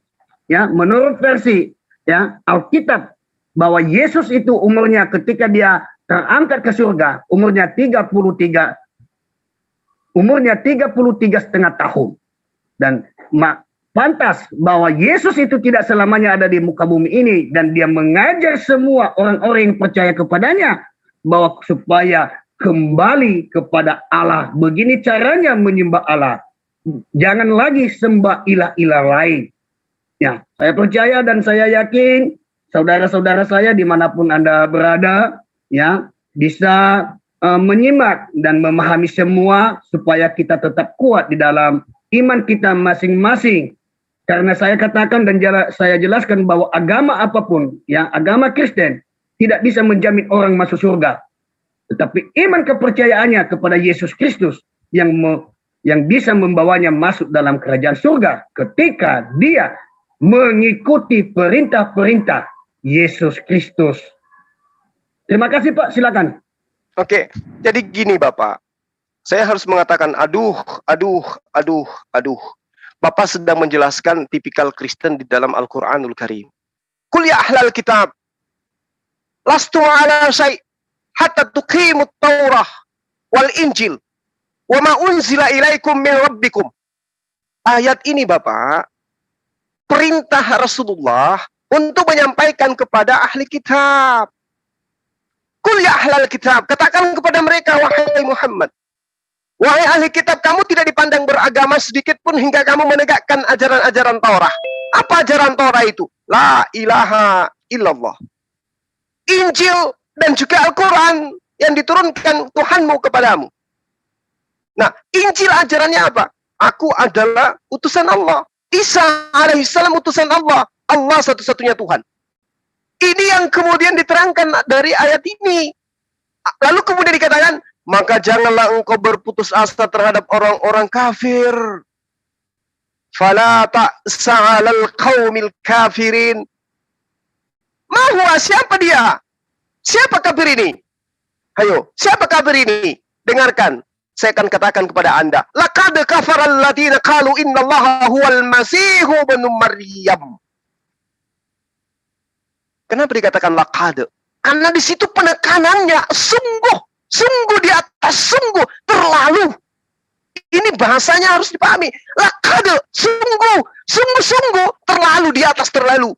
Mereka adalah orang-orang kafir yang berkata bahwa sesungguhnya Allah adalah Isa putra Maryam. Bahwa sesungguhnya Tuhan itu adalah Isa putra Maryam. Jadi yang kafir di sini siapa, Pak? Pak Torosaki. Jadi ketika dikatakan fala ta'sa 'alal qaumil kafirin, sama dengan pendeta Torosaki. Maka jangan kau berputus asa terhadap orang-orang yang segelongan dengan pendeta Torosaki sama dengan kafir. Kok bisa kepada pendeta Torosaki? Ya betul. Apa dalilnya? Laqad kafara alladziina qalu innallaha huwal masihu ibnu Maryam. Anda setengah mati memperjuangkan apa yang Anda inginkan dalam Al-Quran, supaya Isa Al-Masih itu adalah Allah. Ternyata Al-Quran mengatakan laqad kafara alladziina qalu innallaha huwal masihu ibnu Isa Maryam. Kasihan, Pak. Kasihan. Di dalam kitab Anda, Isa Al-Masih bukan Tuhan. Dia hanya hamba Tuhan. Kisah Para Rasul 3. Dia hanya perantara. Kisah Para Rasul 2. Dia hanyalah Bani Daud. Roma 1. Lalu, karena Anda tidak menemukan konsep baku Yesus itu adalah Tuhan, lari ke Al-Quran. Di Al-Quran ditabrak. Laqad kafara alladziina qalu innallaha huwal masihu ibnu Maryam. Hendak kemana lagi Bapak? Bapak lari ke Talmud. Udah. Bapak Anda jadi rujak di sana. Jadi mau kemana perginya? Sembunyi di gereja. Nggak usah berdebat. Katakan kepada jemaatnya, jangan engkau berdiskusi dengan Musuma, dengan timnya. Jangan. Kau akan ditelanjangin. Kenapa? Di Al-Quran Isa bukan Tuhan. Di kitab kita dia juga tahu bahwa Yesus itu ternyata utusan Tuhan, bukan Tuhan. Jadi mau kayak mana lagi tuh? Jadi saya katakan, Bapak, dialog kita pada malam hari ini, ya kita mendapatkan sebuah kesimpulan bahwa Tuhannya umat Islam, Tuhannya Bani Israel, Tuhannya Yesus, Tuhannya Maria, Tuhannya Filipus, dan Tuhannya para nabi, itu adalah esensi yang menghidupkan, yang mematikan. Al-Quran menerangkan itu, Torah juga mengatakan itu, kemudian para nabi juga menyatakan itu. Lalu kemudian imannya Kristen, menuhankan sosok manusia yang dimatikan, yang dihidupkan.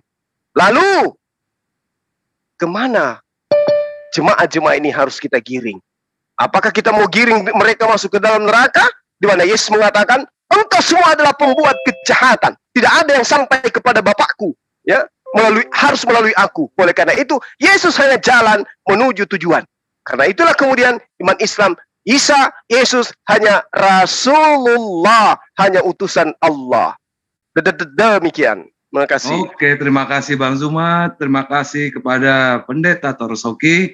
Alhamdulillah, diskusi ini berjalan lancar. Subhanallah walhamdulillah.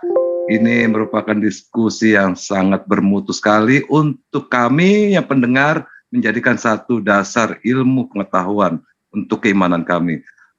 Syukran kasiran untuk Ustadz Zuma, salah satu guru besar kristologi di Indonesia, insya Allah. Bismillahirrahmanirrahim. Oleh karena itu saya guru besar ini. Siapa yang nggak kenal dengan Ustadz Zuma? Insya Allah, dan ini Bang Zuma bisa menumbuhkan giroh kita kepada Islam terhadap apa yang Ustadz Zuma ini sekarang ini tebar. Allahumma sholli wa sallim ala Muhammad. Oke, kalau gitu sekarang masuk ke sesi penutupan, closing statement.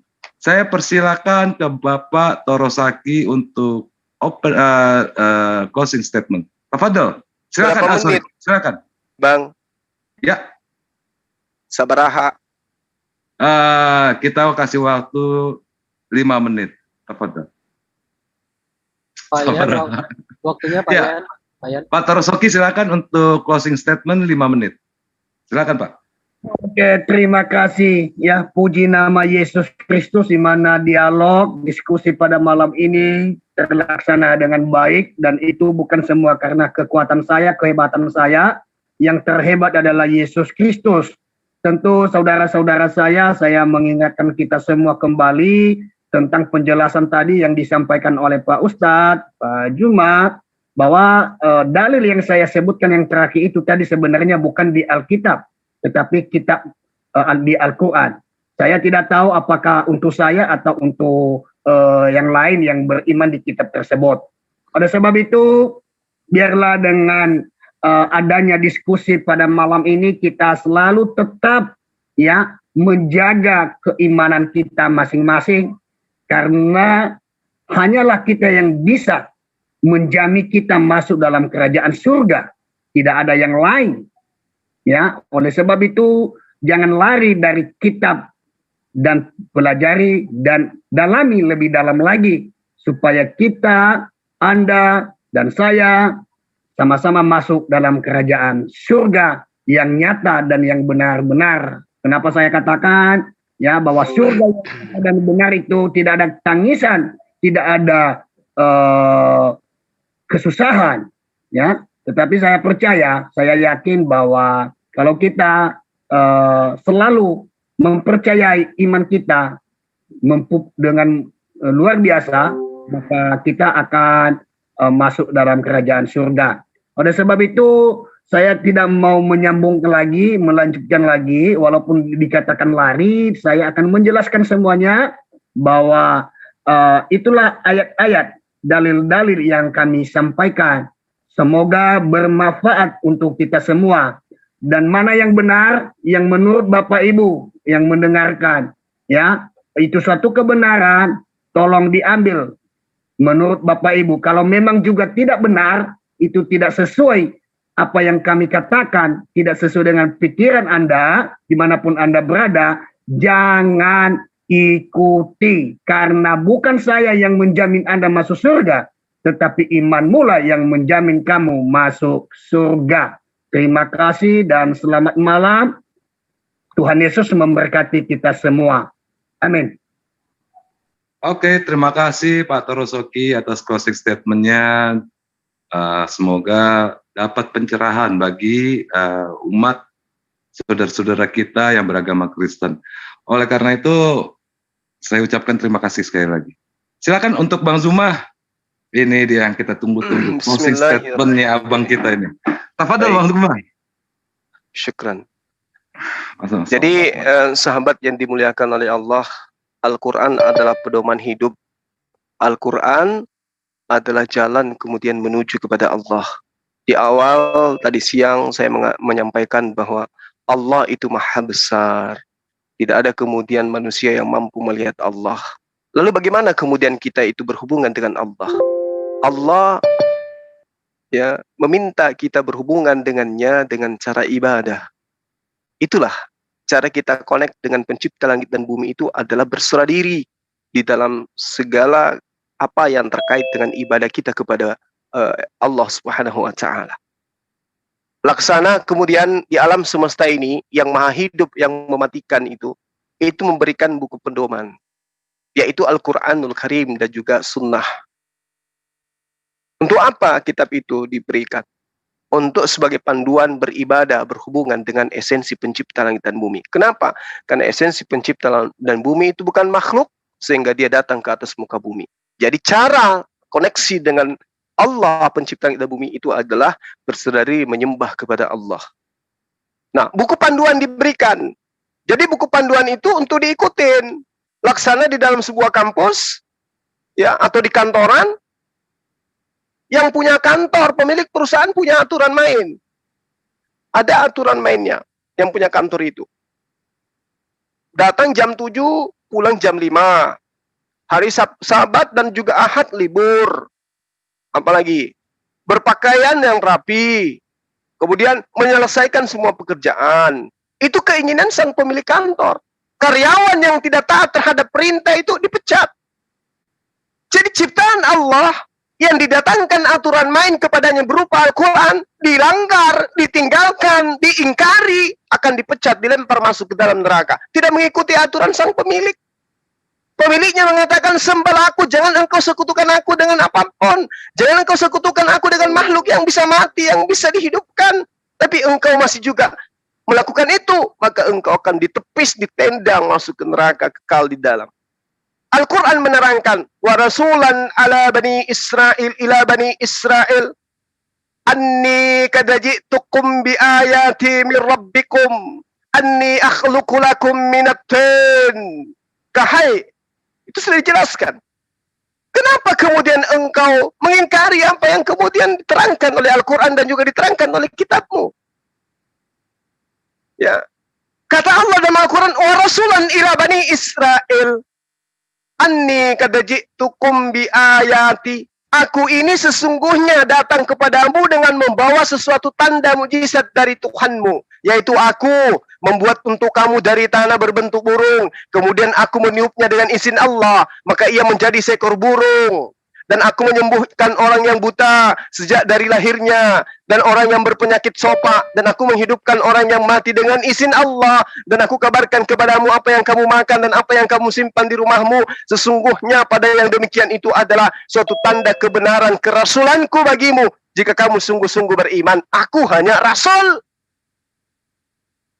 Ya ahlal kitab, la taghlu fi dinikum, wa la taqulu ala Allah illa al-haqqa.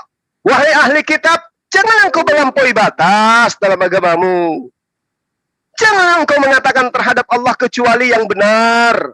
Bahwa sesungguhnya Al-Masih, anak laki-lakinya Maryam itu hanyalah utusan Allah yang diciptakan dari kehendaknya, disampaikan kepada Maryam, dengan kemudian ditiupkan roh ciptaannya kepadanya. Maka berimanlah kamu kepada Allah dan beriman juga kepada Rasul-Rasulnya, dan jangan kamu mengatakan Tuhan itu ada 3 pribadi. Berhenti dari ucapan itu lebih baik bagimu. Sesungguhnya Allah Tuhan yang Maha Esa, Maha Suci, dari dia mempunyai sekutu atau mempunyai anak. Segala yang di langit dan di bumi adalah kepunyaannya. Cukuplah Allah menjadi pemelihara.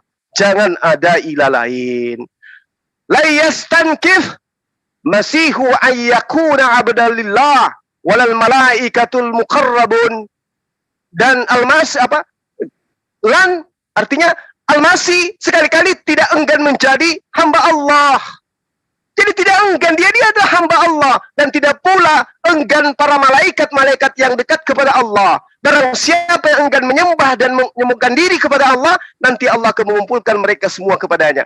Jadi sahabat-sahabat yang dimuliakan oleh Allah, jadi kita pahami bahwa ketika kemudian sahabat kita Pendeta Trosoki mengambil ayat Al-Quran, terjemahan Al-Quran untuk menuhankan Nabi Isa alaihissalam. Nabi Isa alaihissalam di dalam surah Maryam ayat 30 menerangkan begini. Qala inni abdullah ataniyal kitab wa ja'alani nabiyan.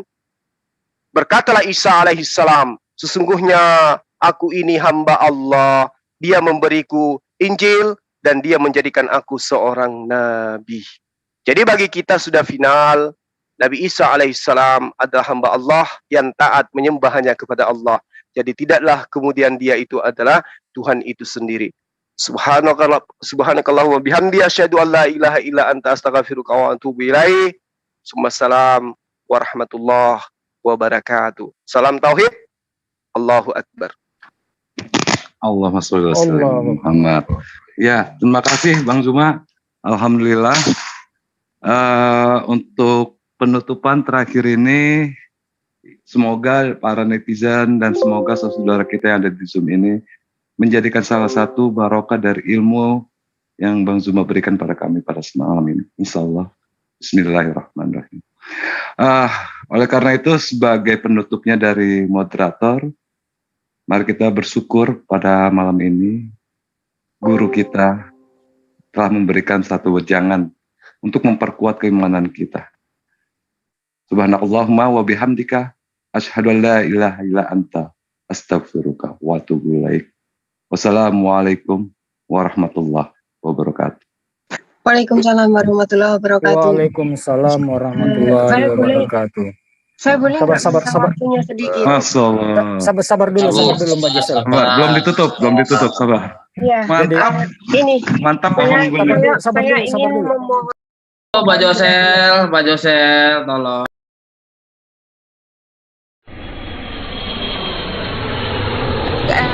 Please, saya mohon banget. Ini saya sedih, saya nangis. Kenapa saya sedih? Saya berharap untuk ini bukan kesalahan siapapun. Saya memohon maaf. Saya selalu meminta Bang Zuma untuk menghentikan Dokter Adiani Adil ini untuk berdiskusi mewakili Islam.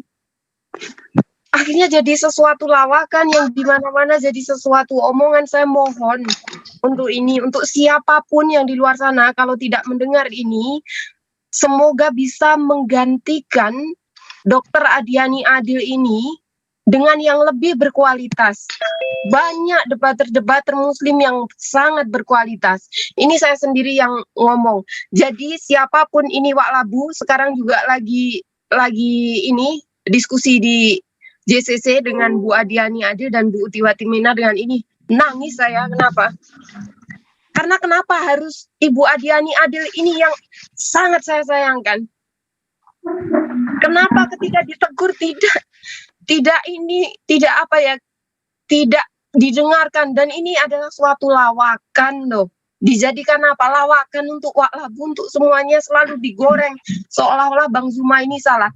Ingat, Bang Zuma tidak pernah salah. Yang meminta Bang Zuma untuk menegur Ibu Adiani Adil adalah saya. Jadi yang salah adalah saya.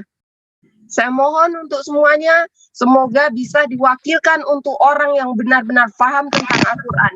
Dan saya berharap Ibu Adiani Adil tidak diberi panggung. Dan tambahan, Ibu Ani itu adalah bukan Islam, ternyata dia Advent. Dan Ya, saya dia juga bukan dokter kok. Bang Zuma, tolong Bang Zuma. Dia itu untuk mempermalukan Islam, dia mengaku Islam, dia ternyata Advent. Sabar. Nanti aja. Ini tadi saya baru mendengar ketika dia mengucapkan bahwa Tuhan Allah itu adalah Maha Pembunuh. Coba, ini Islam mana coba? Ini salah kaprah, tolong diingatkan untuk saudara-saudara. Enggak ada seperti itu. Islam tidak seperti itu.